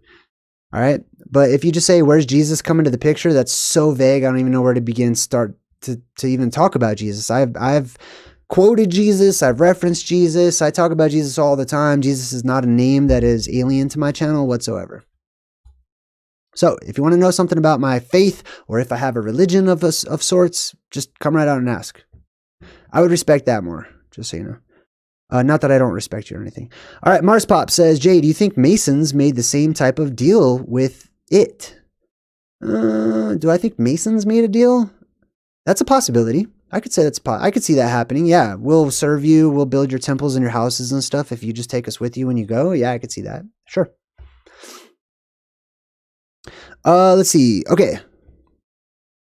I'm not seeing a lot else in the chat right now, which is good. That means that most people are actually just entertained or, happy to listen to the presentation. Sweet. All right. Hold on. I want to give that person a chance to ask me her question. Who was that? Shirley. It was Shirley Stevenson. So let me see if I could find Shirley again.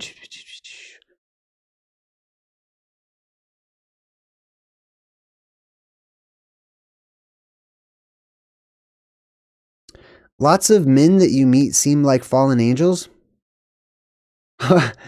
Okay. Well, you've met me. Am I one of those, or you know what I mean? Let's see. What was her name? Shirley? I don't know. I don't see Shirley anymore. Did she just pop in and pop out? Anybody? Does anybody see Shirley? I'm trying to allow her a quick second to ask me if I believe in Jesus, basically. It's okay. I don't mind. Like, people do that all the time. Christians all want to know, like, do you believe in Jesus? Right? That's like super important for them. As opposed to looking at the person's actions and just knowing what they believe in. You know what I mean? I don't know. I've talked about, this comes up in my past when I used to be way more into apologetics and stuff and Christianity and stuff. Kyle, in the meantime, says, Jay, do you think maybe the roles reversed in having it chained up in the basement, so to speak, like in the show Ares? I'm not sure exactly what that is, but yeah, I totally think that there's role reversals because there's the polarity reversal. So everything flips upside down on its head. Oh, Shirley, here we go. Shirley says, maybe my belief is very deep and I've been watching you for years and years. Okay, sweet. Right on. Well, I totally gave you a chance to ask me your question, whatever you wanted to know. So that's all I saw. I'm super sorry, Shirley, if I skipped, if you did ask a different question or something. But Jesus is not a part of this presentation. Okay? I mean, I know that sounds messed up and weird because some people think Jesus should be a part of everything or whatever, right? And ultimately, Jesus is. It just depends, right? I don't want to stop the flow of my presentation in order to define gods and define who Jesus is to you individually, to me individually, and then to everybody who's in the chat right now. And then of course you're going to have people who are going to be watching in the future. You know what I mean? It's not a specific question. Basically, I feel like you're asking me, do I believe in Jesus and am I a Christian? Right? Show me a Christian, I'll tell you if I'm him. That's my response to that. Show me a Christian, I'll tell you if that's what I am. Okay? Because I'm going to examine that person. I'm going to look at how they act. I'm going to listen to how they talk. If their actions betray them, then I don't care what label they have. I don't care what building they walk into. I'm not that. Okay? So to Christians, to real Christians, I am a Christian. To real Buddhists, I am a Buddhist. To real Islamic faith believers, sorry everybody, what do you call that? Damn, you know what I'm talking about, right? I'm all of those things because it's the energy inside of a person that is in control, and that energy takes action, and those actions define the energy that's inside of it. You don't have to ask somebody. Why would you even ask somebody? You know what I mean? And it's okay. I'm totally okay. Let me just, I'm good with taking a little side note because this is just supposed to be just a chill, have a beer and hang out and talk with my people. You know what I mean? I already kind of did the main presentation. The fun stuff is next, talking about space. But yeah, asking somebody if they believe in whatever is no proof of that. They could lie. Come on, let's not be gullible. They could totally lie. Be like, yeah, I totally believe in Jesus. And then, go sit in the middle of a candlelit pentagram, opening up a goat or something. Yeah, they could totally lie to you. So my answer is, you should know that. You should already know if I believe in Jesus. If you don't, I'm not talking to anyone specific. I'm just talking in general, specifically to Christians, I guess. But if you don't, and you're wondering, man, I wonder is he a Christian? Does he believe blah, blah, blah, right? And you don't recognize the spirit that's inside, the energy that I've shared day after day after day after day, just from the little glimpses that you get into my life. If you don't recognize that, then your answer is no, man. I don't believe in your Jesus. Okay? I don't believe in your Allah. I don't believe in your Buddha. I don't believe in your whatever, names of saviors there are. The people who know. Because you recognize the actions. You recognize the intention and the energy. You know what I mean? You know the good vibe tribe because you feel it, not because people got name tags on. You know what I mean? Not because they're in my chat room right now. None of that. All right, cool. Super. Thank you, everybody, for your patience as we do that. So this is Kali. That's what the song Californication is about. We talked about that. Let's talk about this dart deal. Let's do this. Man, okay.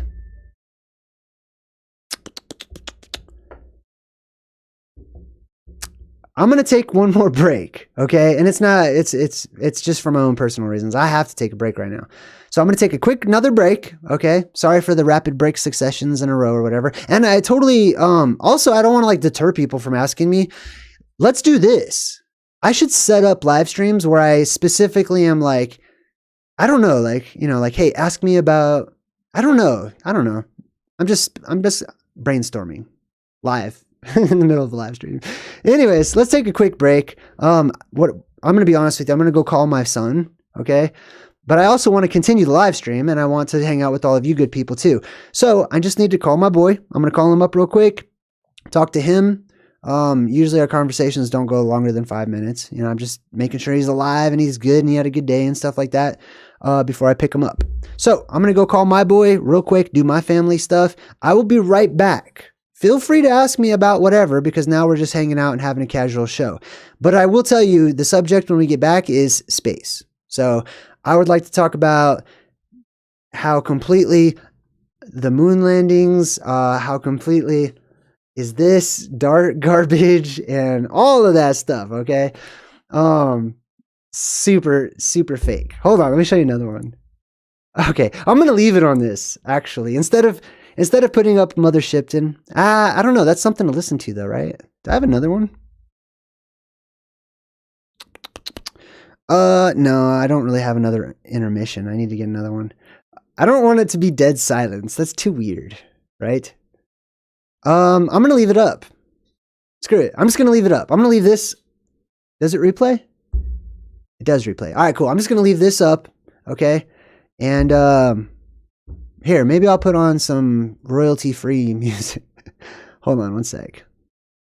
How crazy. Oh, do you like that I put my own thing on the Google search? I like that. Let's see. Somebody name a genre of music. Whoever names it first, that's what we're about to listen to. Isn't that awesome? Genre of music from somebody in the chat. Any kind of genre. Let me know. This is where I get my music from, by the way. It's all royalty free. I pay. So when you guys donate to me, I use that donation money to pay for stuff that I give right back to you, like royalty free music or whatever that I can use on my videos. All right, let's see. I'm looking for a style of music. Gary Feltham says punk. All right, that's what you get. All right, let's see. Punk music. It's not my cup of tea. Here's one called Punked. All right, let's check it out.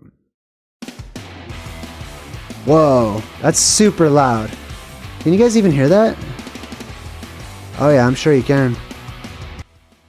Turn that way down.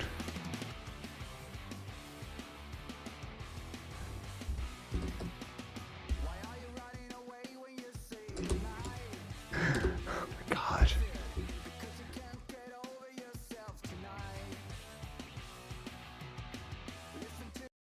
I'm overriding your punk. I'm so sorry, Gary. I will be right back. I will be right back. Please enjoy this GIF brought to you by Hollywood. Where did I put that GIF? There it is. All right, I'll be right back.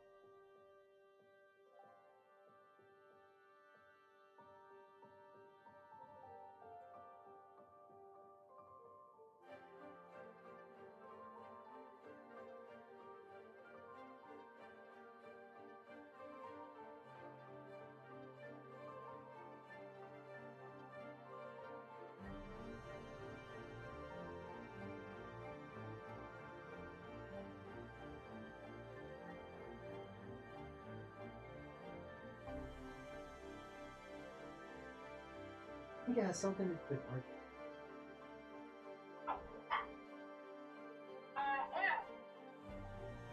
Oh, that's right.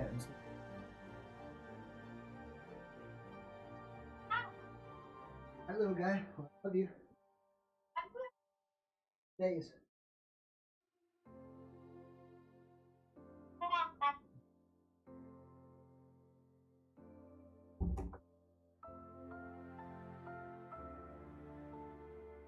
Okay.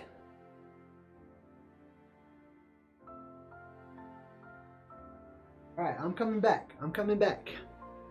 I'm super sorry. I bet the music stopped. Oh my God. Holy cow. Whoa. I think my chair broke. Hold on, hold on. Dang. Oh my God. It's possible that chair might have broken. Hold on. Hey.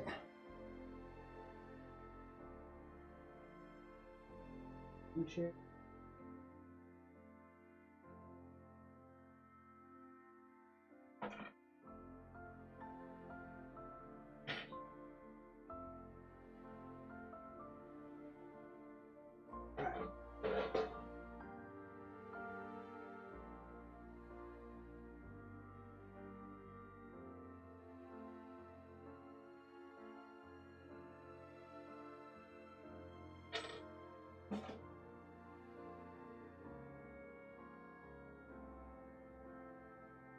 New chair. All right.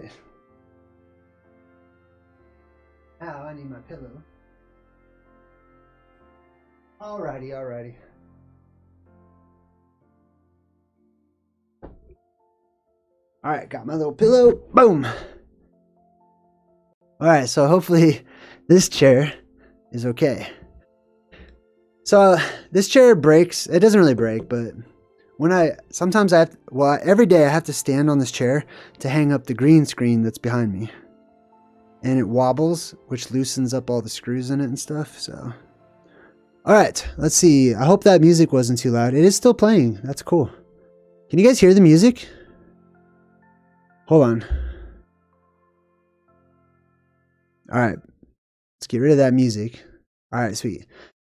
All right, cool. Hey, what's up? Thanks for joining me. We just took a short break. We're back now. We're talking about the truth that's in music, especially in song lyrics. Okay. Hey, check it out. I just got a brand new member, Jackie Janes. Jackie Janes. All right, hold on. Let me throw some hearts into the chat for Jackie, who is supporting me through channel membership. Super appreciate you. All right, Nanya Beeswax says everybody send money. Jay needs a new chair. Well, you know, I do, but that's fine. I'm a Goodwill kind of thrift store person. You know what I mean? So I take what I can. All right, what else we got? Watch out for the moths. Yeah, the spiders. I know, right? Remember that day that I saw the spider on the wall?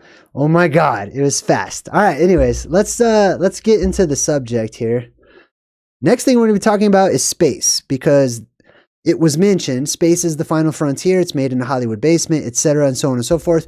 This is a GIF. I had this up here. This is an image or a video, I guess you could call it, of allegedly.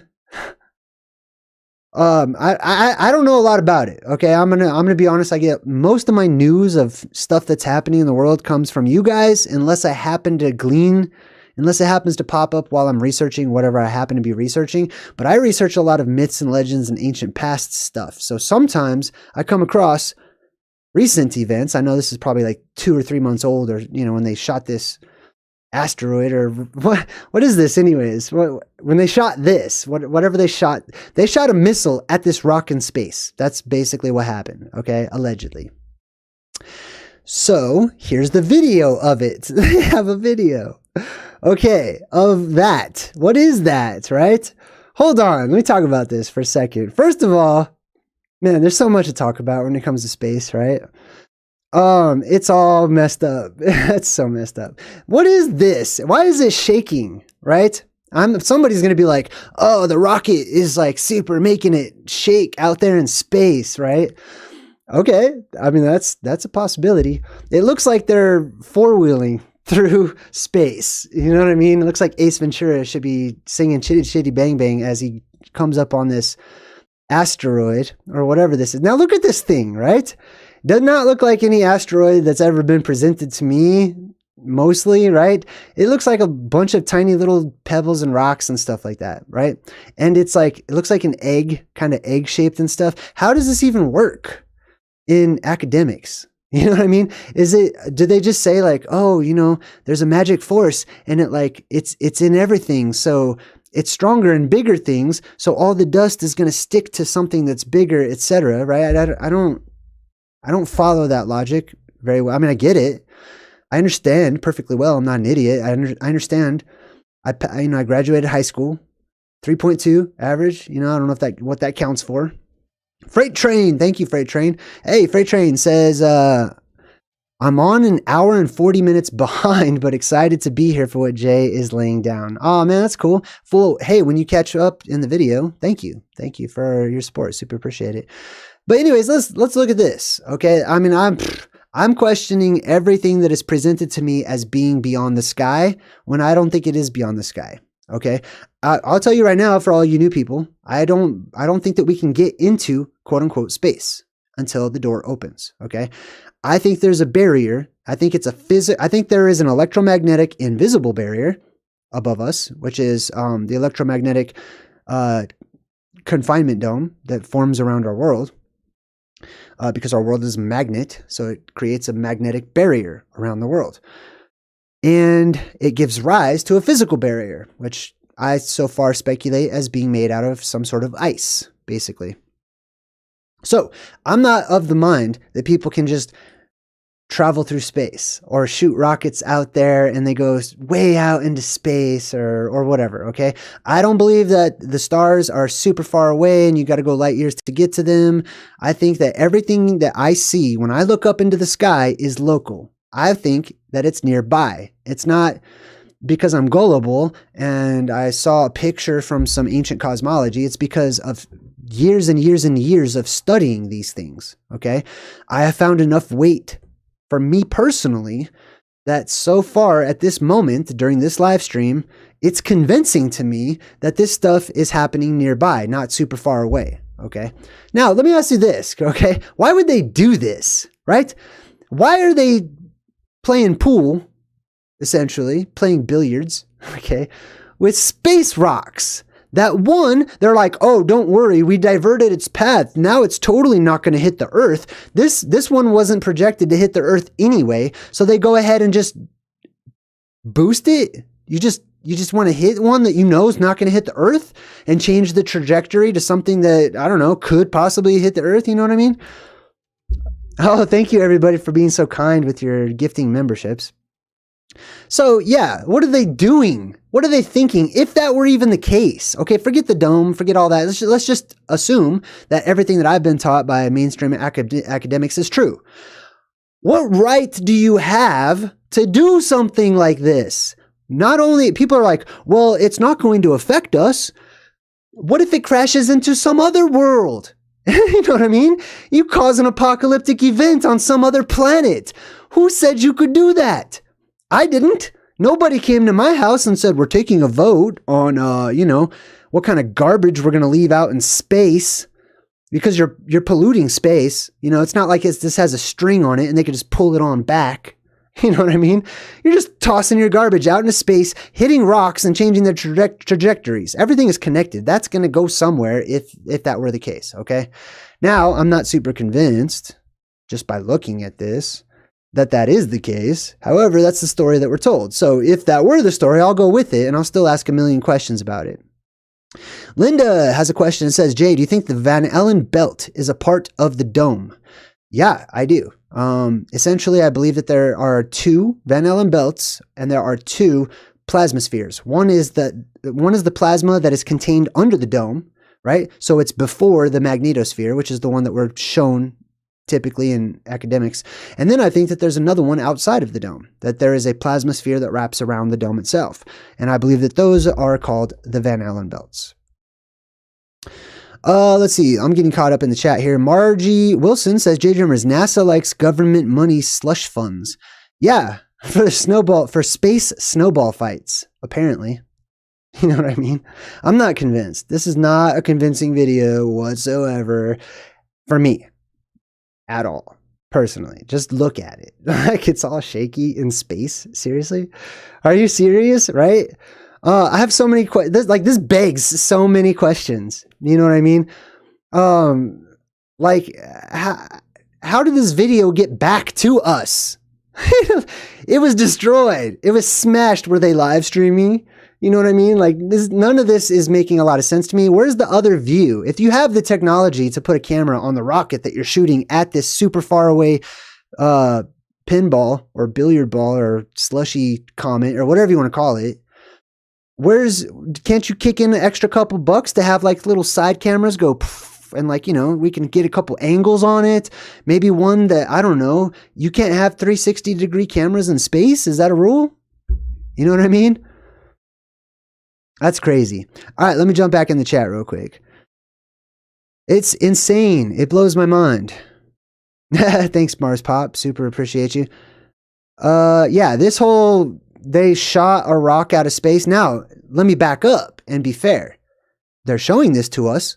They're saying that they are doing something. I believe that. I totally believe that they're doing something. I totally believe that there is a rational, reasonable explanation for why they're shooting explosives up at the barrier that's keeping them in, and they want to get out. And they've told us this a million times, how they want to get out. And I believe that they are making explosives and missiles and stuff to shoot them up there to try to get out. Also, I believe that they are making rockets that they can travel on in order to get out, to practice going up there into the sky, coming back down, all these trial runs so that they can leave. I believe that NASA, Elon Musk, and the rest are doomsday preppers, that they're getting ready to leave all of us behind because they have some inside information. So that's my theory on that.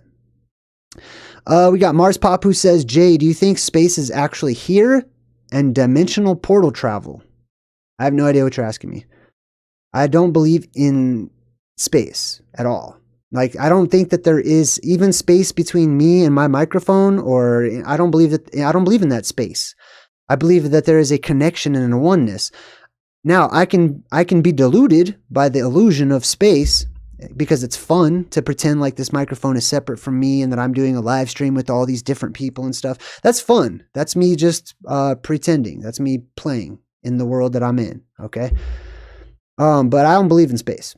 I believe in fullness. I believe in togetherness and oneness. I don't believe in space. Space implies separation, which implies division, which is totally false, which is just an illusion. But because it's an illusion, it's a very real illusion. You know what I mean? It's very real. So yeah, I think that the conditions under the dome change as you go higher and higher up into the atmosphere before you actually smash into the dome. You know what I mean? And I believe that there's a possibility that you could have a section up there in the sky, probably in the middle, where it's weightless, where there's weightlessness. I totally think that's feasible. I believe that there are areas way up there where it's dark and it looks like space because all you see is just the, little stars and stuff like that. I think it's dark when you get way up high, you know what I mean? Above all the gases of the earth. Yeah, I totally think it's dark. Do I think that it is outer space? Hell no, I don't think it's outer space at all. I don't think that it's outer space. Does that mean I don't believe in the concept of outer space? I totally believe in outer space. I just think it's on the other side of the sky.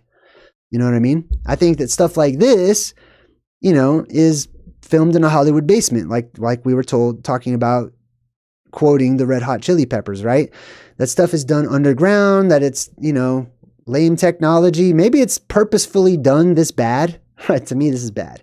I mean, look at my channel, right? I'm clearly do video editing and stuff like that. This is bad. This is terrible.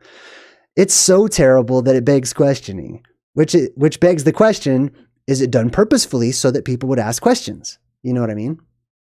Could be. I don't know. Could be. All right, I'm going to jump in the chat and let's talk about the DART mission. Look at this. This is the computer. This is the CGI version. Okay. It looks more real than the freaking real version of it. Allegedly, the real version of it. Okay, I don't know what that is, but I'm not super convinced. What is that?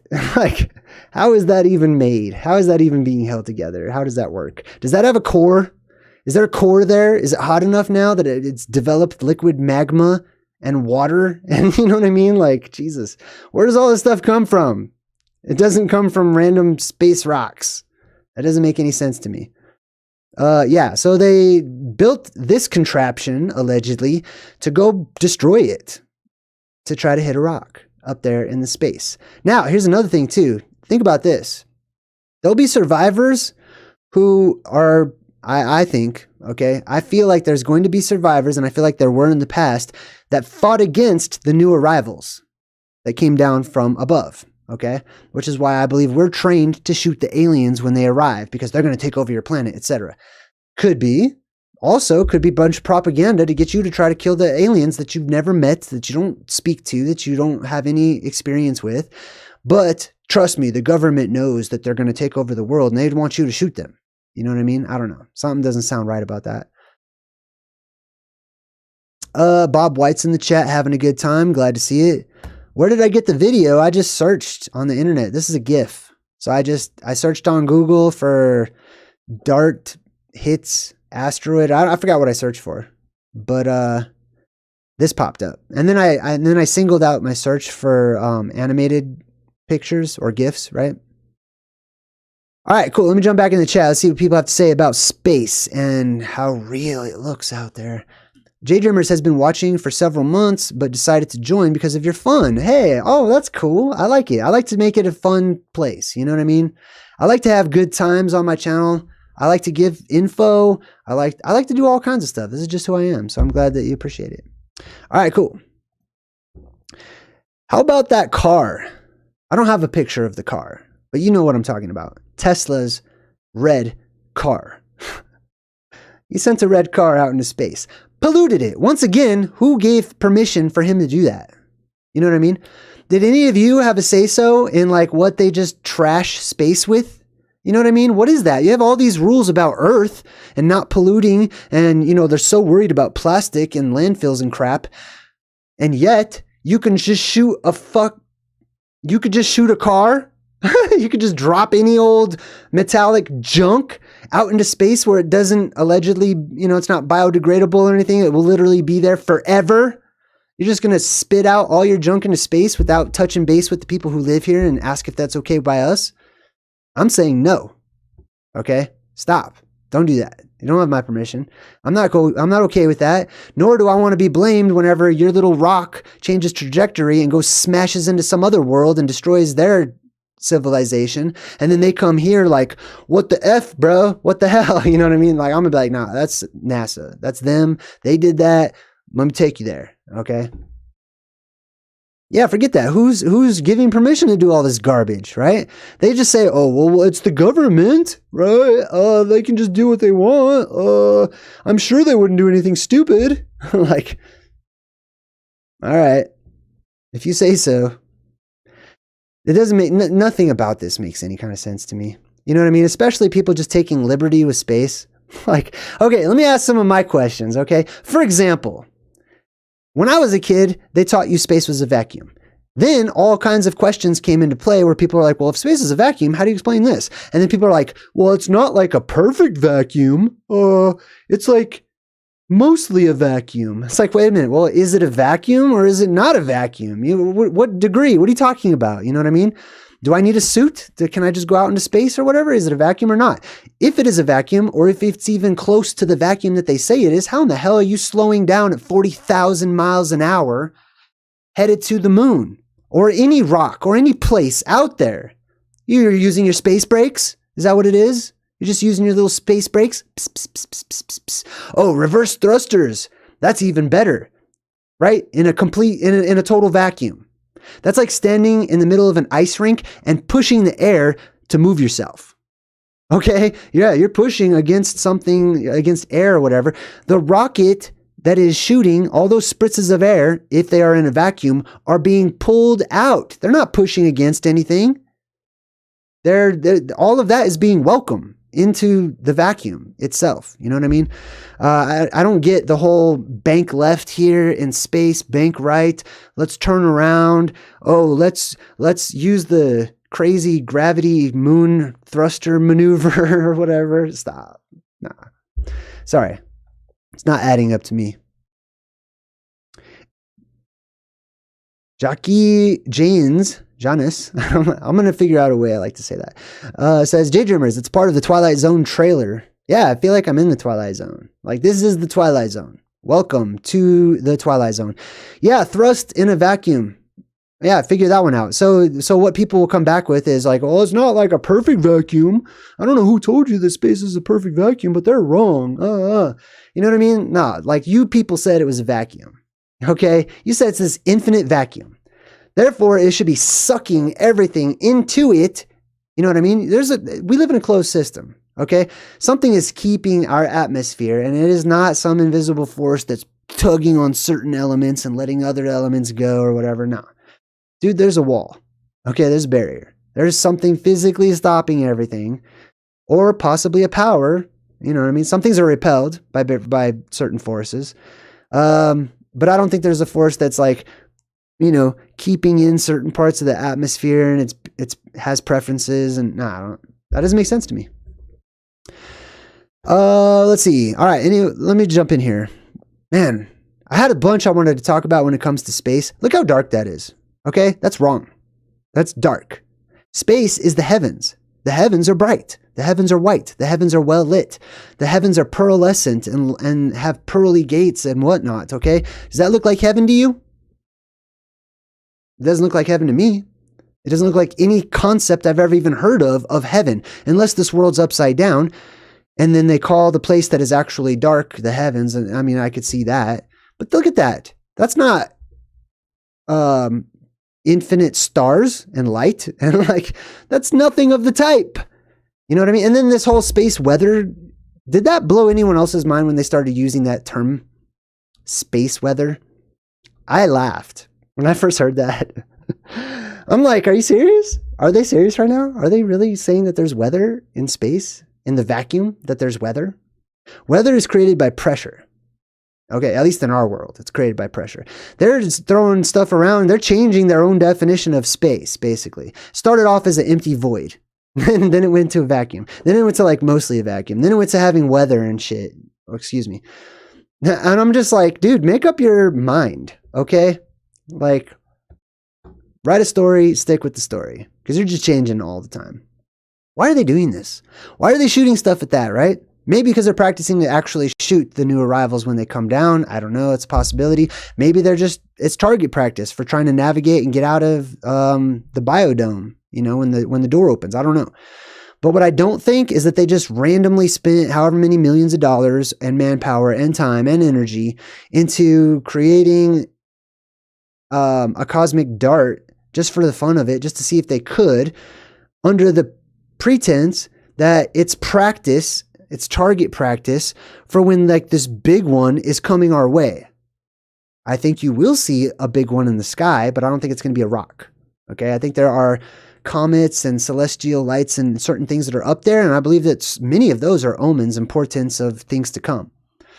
But are they worried about, you know, shooting asteroids way out there in the vastness of space to try to alter its trajectory and stuff like that? No. Why would they be?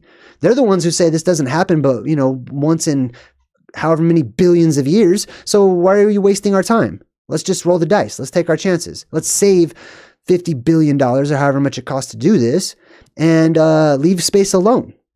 You know what I mean? Since the odds are ever in our favor, since the odds are with us that this is not likely to happen, and then somebody will be just, you know, some government butt kisser is going to be like, well, what if it does happen? You know, you'll sing a different tune then or whatever. Okay, well, I mean, I don't think it can happen because I think there's a barrier up there protecting us from this. Now, that being said, could there be floating rocks in the sky? Yeah, I think so. Could they want to shoot those because they don't want those to fall down? And do those rocks sometimes fall down and other debris? Yeah, I think so. But are they worried about one of those local rocks within our own sky or whatever, you know, Nah, I don't think so. Now, can those, if there are floating rocks up there in our sky, in our atmosphere, could they be hijacked and manipulated and used as weapons or something, you know, against your enemies or something? Yeah, totally. Could be. Forjax is in the chat and says, JayDreamerZ, do you think that the NASA fraud will be exposed to the masses soon?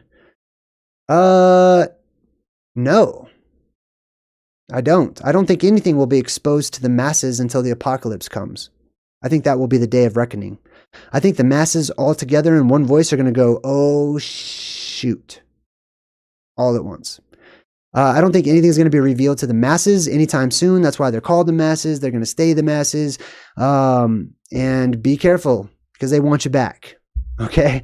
They want to create their own little sub-masses and subgroups and stuff like that. Just be careful. All right, what else? Anything? I forgot what I was going to talk about space. I thought people were going to say more stuff. But yeah, isn't this crazy? I guess I'm just now finding out about it. Maybe it's old news or something, but them doing this is so ridiculous to me that I'm just mind blown. Like, I believe there's truth to it, but the official story, as usual, doesn't add up to me personally. I'm not saying that it should add up to everyone in the whole world, and I'm not saying people should share my perspective. I'm just saying that's my perspective. Okay? This looks way more real than the 4x4 excursion through the vacuum. You know what I mean? It's weird. And why aren't those things spinning? You know what I mean? Are they really just not spinning? Those little asteroids? Like, oh my God, what would be the odds that two asteroids right next to each other would not be spinning at all? And then somebody would say, well, they are spinning. They're just going so slow.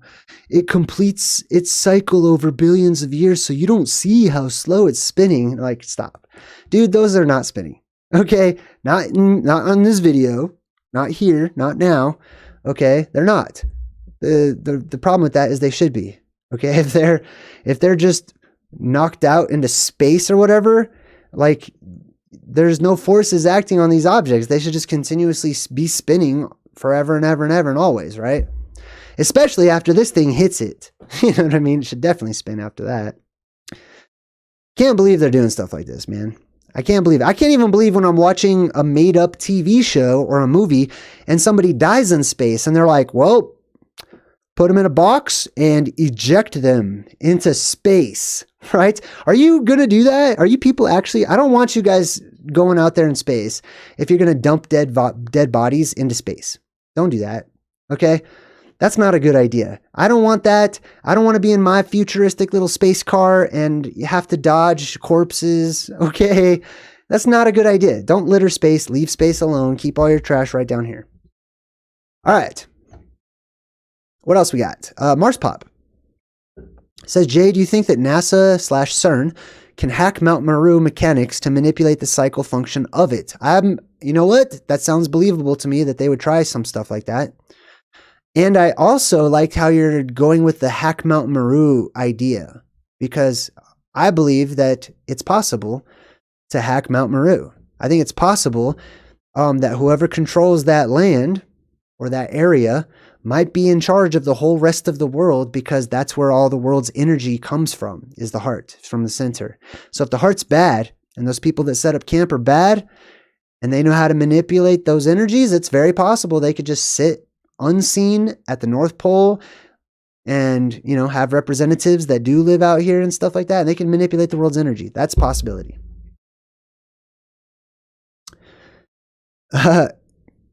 All right, let's see what else we got. I'm just jumping in the chat real quick. Is that it? Man, I thought I had way more to talk about when it comes to space. Space is insane. I don't know how many people believe that the moon is a giant rock just like that. That's just dangerously close to our world and never smashing into it, right? Not spinning, not doing anything. It's just constantly facing us, following the exact same path of the sun, the exact same size as the sun. I mean, you know, with exception. But for the most part, that story doesn't add up. There's a big old rock just up there in the sky. Now they're saying that that rock is inside of our atmosphere too, which, like, I mean, the image is definitely inside of our atmosphere, I think. Is there a big old rock looming over us within our atmosphere? Nah, that's not. It's probably not even rock at all. I have a theory that the moon's actually the real moon. Okay, there's a couple imposters, but the real moon I think is made out of ice. I don't think it's rock at all, and I don't think it's floating. I don't think it's independent. I think it's connected to other stuff too. Asteroids. The Green Man says, "Oh no, asteroids." Oh, check that out. Rose Quartz says Starlink passed right over my house last year, almost a year ago. We hadn't even heard of Starlink. I had to go look it up, right? What is that one? Isn't that one weird too? Who said he could do that? Like, bro, who said that you could put satellites up there above us, pointed down back at me, that can affect me? Who said that? You know what I mean? Who's giving permission to these people to do this stuff? Certainly not your common person. I mean, I'm sure I could see people lying and saying, oh no, we totally voted on it, but that's insane. That blows my mind. They just take full liberty with whatever they want. The ocean, the sky, space, etc. They're just doing it all in the name of trust us, right? Trust us. This, might come in handy one day. Trust us. We're experimenting with doing backflips in 0G. I don't care about you doing backflips in 0G. You know what I mean? That's childish. Why are you doing childish things for the entire world to see when you're up there in weightlessness instead of, you know what I mean? That's stupid. Personally, this is my opinion, okay? I don't want to see you doing backflips. I don't care. I'm not impressed. If I was in zero gravity, it would not be hard to do a backflip. And what is that? To prove that there's zero gravity? All you're doing is bringing into question if you're really in zero gravity or not. Look, I'll prove it. You know what I mean? That's stupid. That's dumb. Don't do that. Do something meaningful if you have access to zero gravity or whatever you want to call it. Okay. Let's see. Yeah, never a straight answer. I tend to agree. I believe there's truth in the things they're doing. Don't get me wrong. I think they really are working on some stuff. Okay. I just don't think that it's what's being fed to us at all. None of it makes sense. None of it. Zero. Like, oh, we're going to go to Mars. Bro, you just said you can't even go back to the moon because you trashed all of your old green screen Apple computers or whatever you had. You can't even get back to the moon. Yeah, we totally can't get back to the moon. You're right. But we're definitely going to go to Mars here pretty soon. How are you going to do that, bro? You can't get past the sky. You said it yourself. You can't get back to the moon. You don't know how. You lost your technology. You destroyed your technology. Now, all of a sudden, there's these Van Allen belts that you just discovered. And because now you have knowledge of them, you can't get past them. None of this adds up. It doesn't make any kind of sense. So no, they're not going to Mars. This is all codes. They're talking in codes, okay, about the apocalypse, basically. And can they get to other worlds? Yeah, but the door has to be open. What do I think about Kilner glasses? I wish I had some. I can tell you that. I've searched far and wide to get me a pair, but they're not easy to come by. There's imitations all over the place on Amazon, but real ones, man, I'd love to have some authentic ones. I think that's pretty cool. So the Kilner glasses, they separate the spectrum that hits your eyes and stuff like that. They're kind of, I believe, like a purple tint, right? And they allow you to see things. What they do, I believe, is that they're actually, your eyes are adjusting to this different color of light, which sometimes, for some of us, triggers something in our DNA. That when we see the entire world in one color like that certain DNA starts to unlock, allowing you certain abilities. Like, for example, to see into the spirit world or, you know what I mean? Stuff like that. Also, you can notice differences in things just in the color that is already existing too. But yeah, those are pretty sweet. I like the research on the Kilner glasses. Angel Wing says, I even got a video of a satellite falling from the sky, supposedly, but it was weird. It was going very slow. It didn't make any sense. Things usually fall faster. Well, don't count on it. Time is coming when things will fall very slowly. I feel that very strongly. What else? You know what else is weird? Nothing ever falls up out of the sky. Have you noticed that? Right? Every single falling star, every single comet or whatever, it has this trajectory that it's coming down towards the earth. Okay. They come down out of the sky. They go downwards. They go all the way to the horizon and then they disappear. If we're floating around in vast space or whatever, you should see shooting stars from all angles all the time. or whenever they happen to be, they should come in from various angles. It would stand to reason that they would. What are the odds that every single one would happen to be coming from one direction? Unless there's a reason for that. You know what I mean? Unless there's a reason behind that.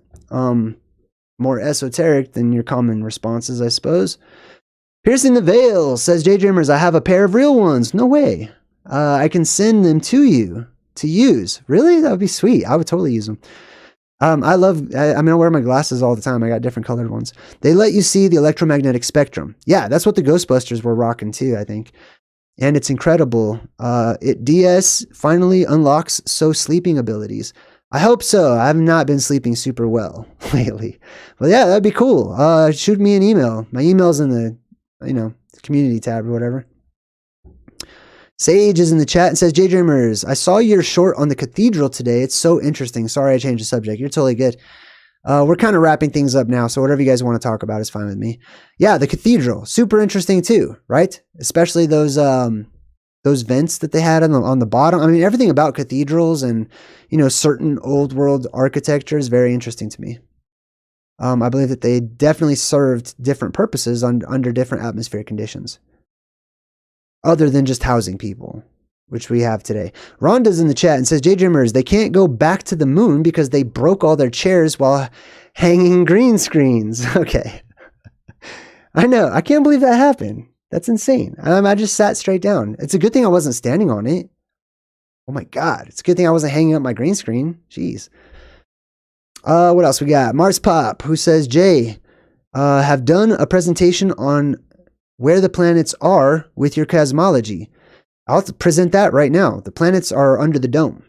They're right up there under the dome. Just like the stars, just like the sun, just like the moon, just like us. It's all under the dome. Where under the dome? Not totally sure. My theory on stars and planets right now is that they come from craters that are on top of our dome where the light is redirected and you basically get little mini suns and images or moons, right? That are following suit. Now, the planets or the wandering stars act funny, different than the rest of them, which means that light, if it's true that they're just points of light up there, that they're being redirected off of something else, and it's causing them to wander about in a different path, right? All the other ones are hitting the major dome, the regular dome itself, but there are these anomalous craters up there that might be lined up with like the edges of stuff, or it's hard for me to explain right now, but it might be causing the lights to wander about. That's my theory on heavenly bodies, or luminaries, I should say.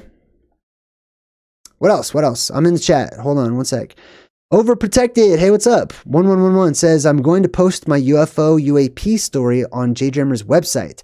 I'm going to try to put a story every week. Oh, I can't wait to see that. Okay, cool. Sweet. Not a lot of people have really been like posting stuff on there, so I'm always excited to see when somebody does. I hope more people do. I like that we have this little community section or whatever. All right, let's see. I'm just looking for highlighted stuff in the chat. Joe Cool's in the chat and says, hey, Jay, glad I could make it. Right on, welcome. Remember, they claim that the technology was destroyed and trying to duplicate that technology is not easy. Yeah, I'm not buying that either. What? That's like saying like, you destroyed the technology to build the wheel or something, and now we can't have wheels, or like it's dumb. You know what I mean? You already attained to a certain level of education. Now you're saying that did you go through the apocalypse? Like, what happened? There's no way. I'm not buying their story. They lost it. They destroyed it. Whatever. They never went to the moon. Okay? Period. In my book, my perspective, I'm not convinced. I have not seen enough evidence to convince me, 1, that the moon is solid, 2, that the moon is super far away, 3, that anybody could get to it and land on it. I think that there is an actual moon, which is the source of the image that we see in the sky. And I'm sure you could land on that. So that's possible. However, I don't think those are good conditions that support life. Linda says, Jay, are you seeing stars in sets of 2, one over the other instead of singular? Not really. I don't know. I haven't noticed. I have seen that way more clear skies lately.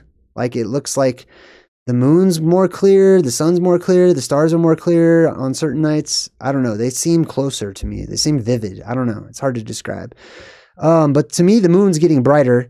And I'll tell you that from time to time, I personally have seen a blue ring around the moon and blue tint to the moon's light, right? Like if you're outside in the middle of the night and it's super bright outside or whatever, if you look at the wall next to you that the moon's casting its light on it, it's blue.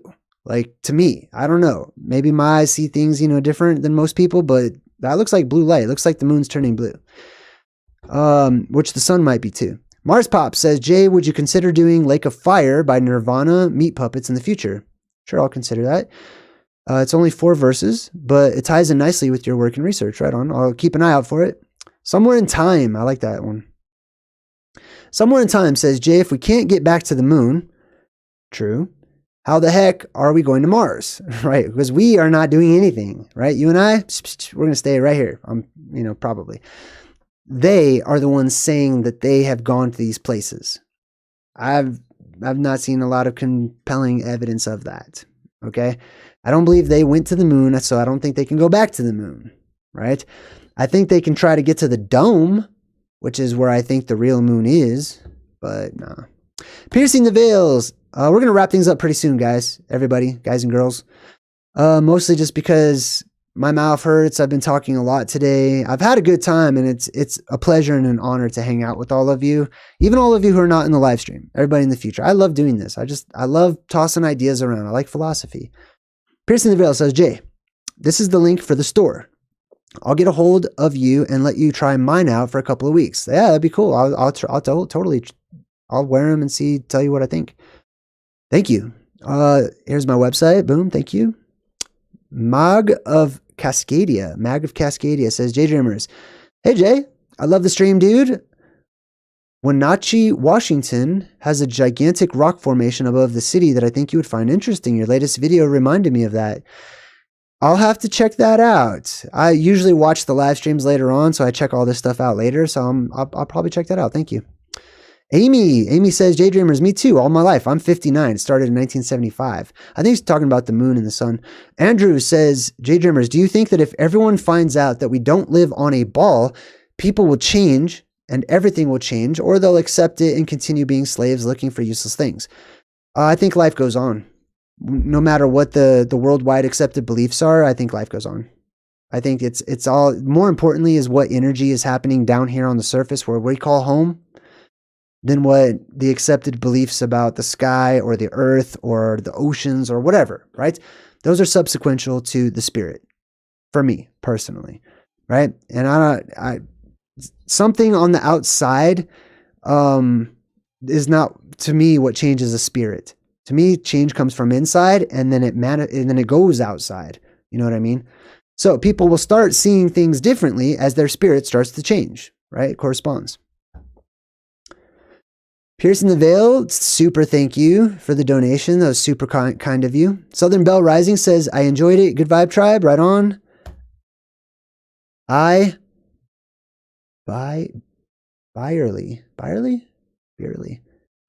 Byerly says, thank you. You're welcome. Stephanie McGuire. Oh, thank you. I'm super glad you do. I'm trying to muster up all of my best energy for all of you, actually, and myself too, because I like to have a good time. So plus, I mean, life's good, right? I mean, I keep telling myself life's good, no matter what I'm going through. Like, life's good. It's a fun ride, man. Rhonda says, I saw you on JWTV the other night, and that's how I got here. Hey, cool, right? We're all connected. I love that. And there's people from my channel who are, seeing his stuff for the first time. I just recently did a little hangout session with Autodidactic. I think might be posting that video sometime soon. That was a lot of fun. So it's awesome. I love all the people that I get to meet doing this. I like walking the path and meeting everybody along the way. It's good to chat with you too, Mars. Retribution says, check out the song In Time by Peace Treaty. Make sure you listen to the Singularity remix. You'll love that song. Okay, cool. Sweet. I'll have to check it out. Is that it? Oh, no way. Sage says that Red Hot Chili Peppers' new tour is called Under the Dome. Are you serious? I'm looking that up. Time out. Are you serious? Hold on. Are you serious? I'm looking this up. Under the Bridge song. I see that. They're going to perform at JMA Dome. Okay, I see. I don't see anything that says they have a tour called Under the Dome. Regardless, that would be cool. And if it's true, that's awesome. I love that. All right. Anything else? What else? I always miss stuff at the end. Oh, cool. Mimi, you like the Titan Rock video? I'm glad. I'm super glad. I think it's interesting too. I think there's probably a million more of those, but I just, I don't have all that time to surf the internet, looking for all of the different ones.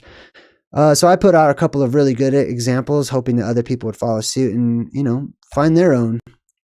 Matthew Olivia says, hey, Jay and everybody, stay in the light, raise those vibrations, stay awake, but never stop dreaming. I love it. Keep your feet on the ground and keep reaching for the stars.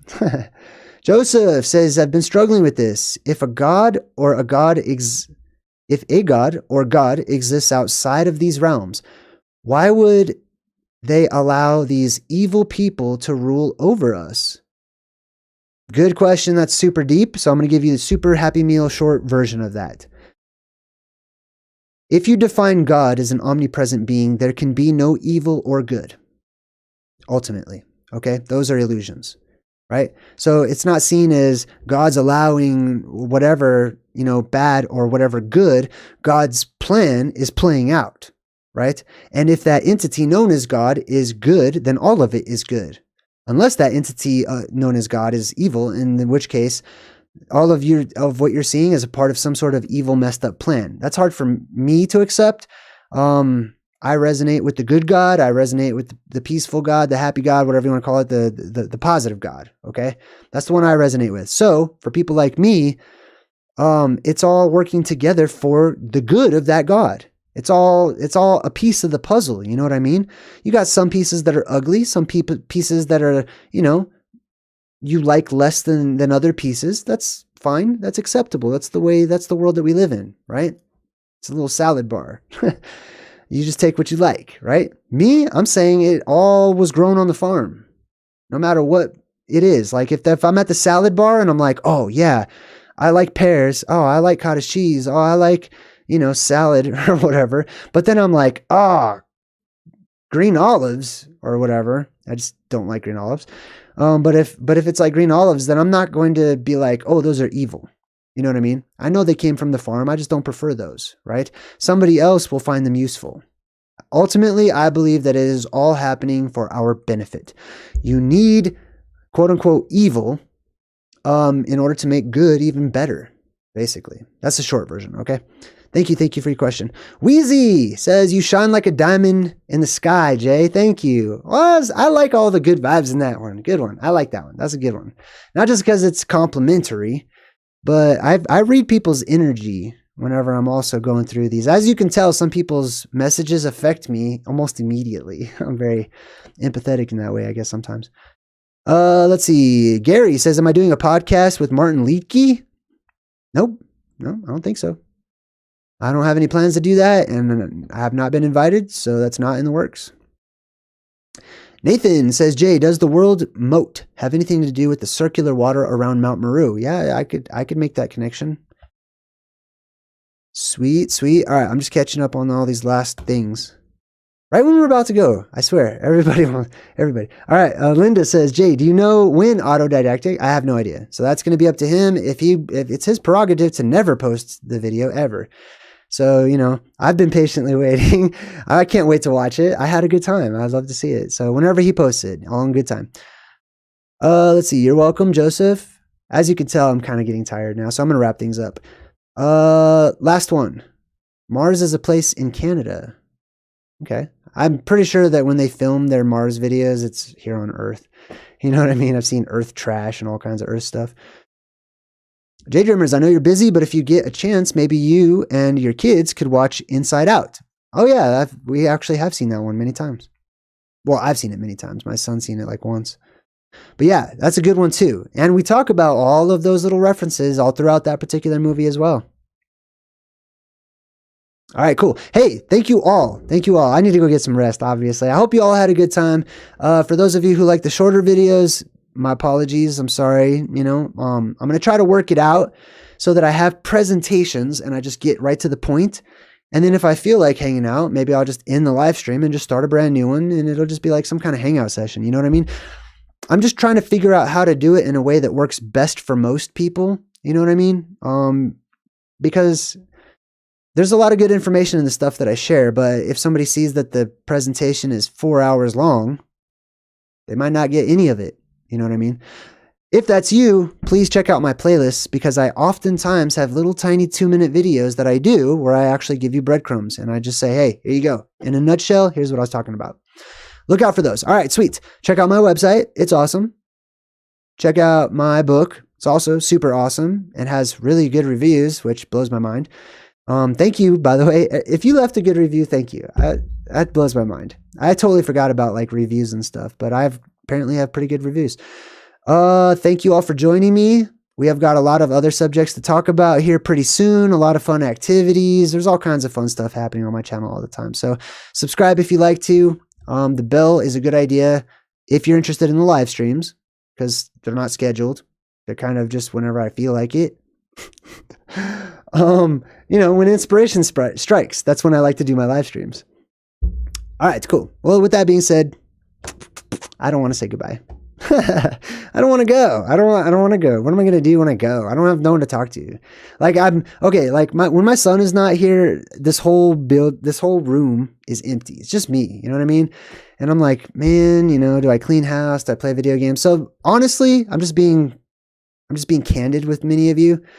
I see many of you as, you know, my companions on this trip, on this road. And it's nice every once in a while to have companions. It's nice to be in good company from time to time. So thank you is what I'm trying to say. Until next time, I'm good vibes.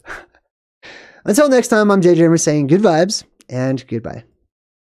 So hard to fade away.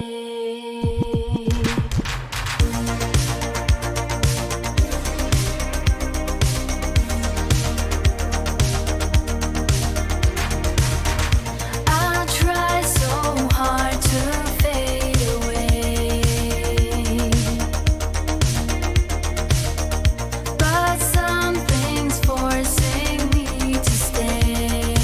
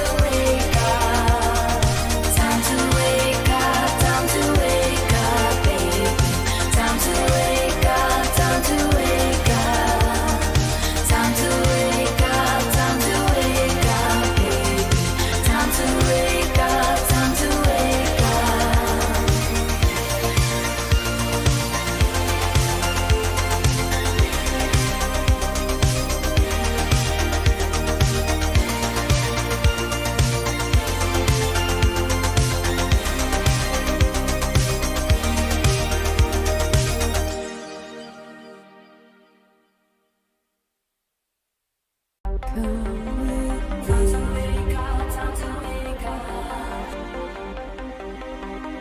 you in this vast multiverse. Your powers collide.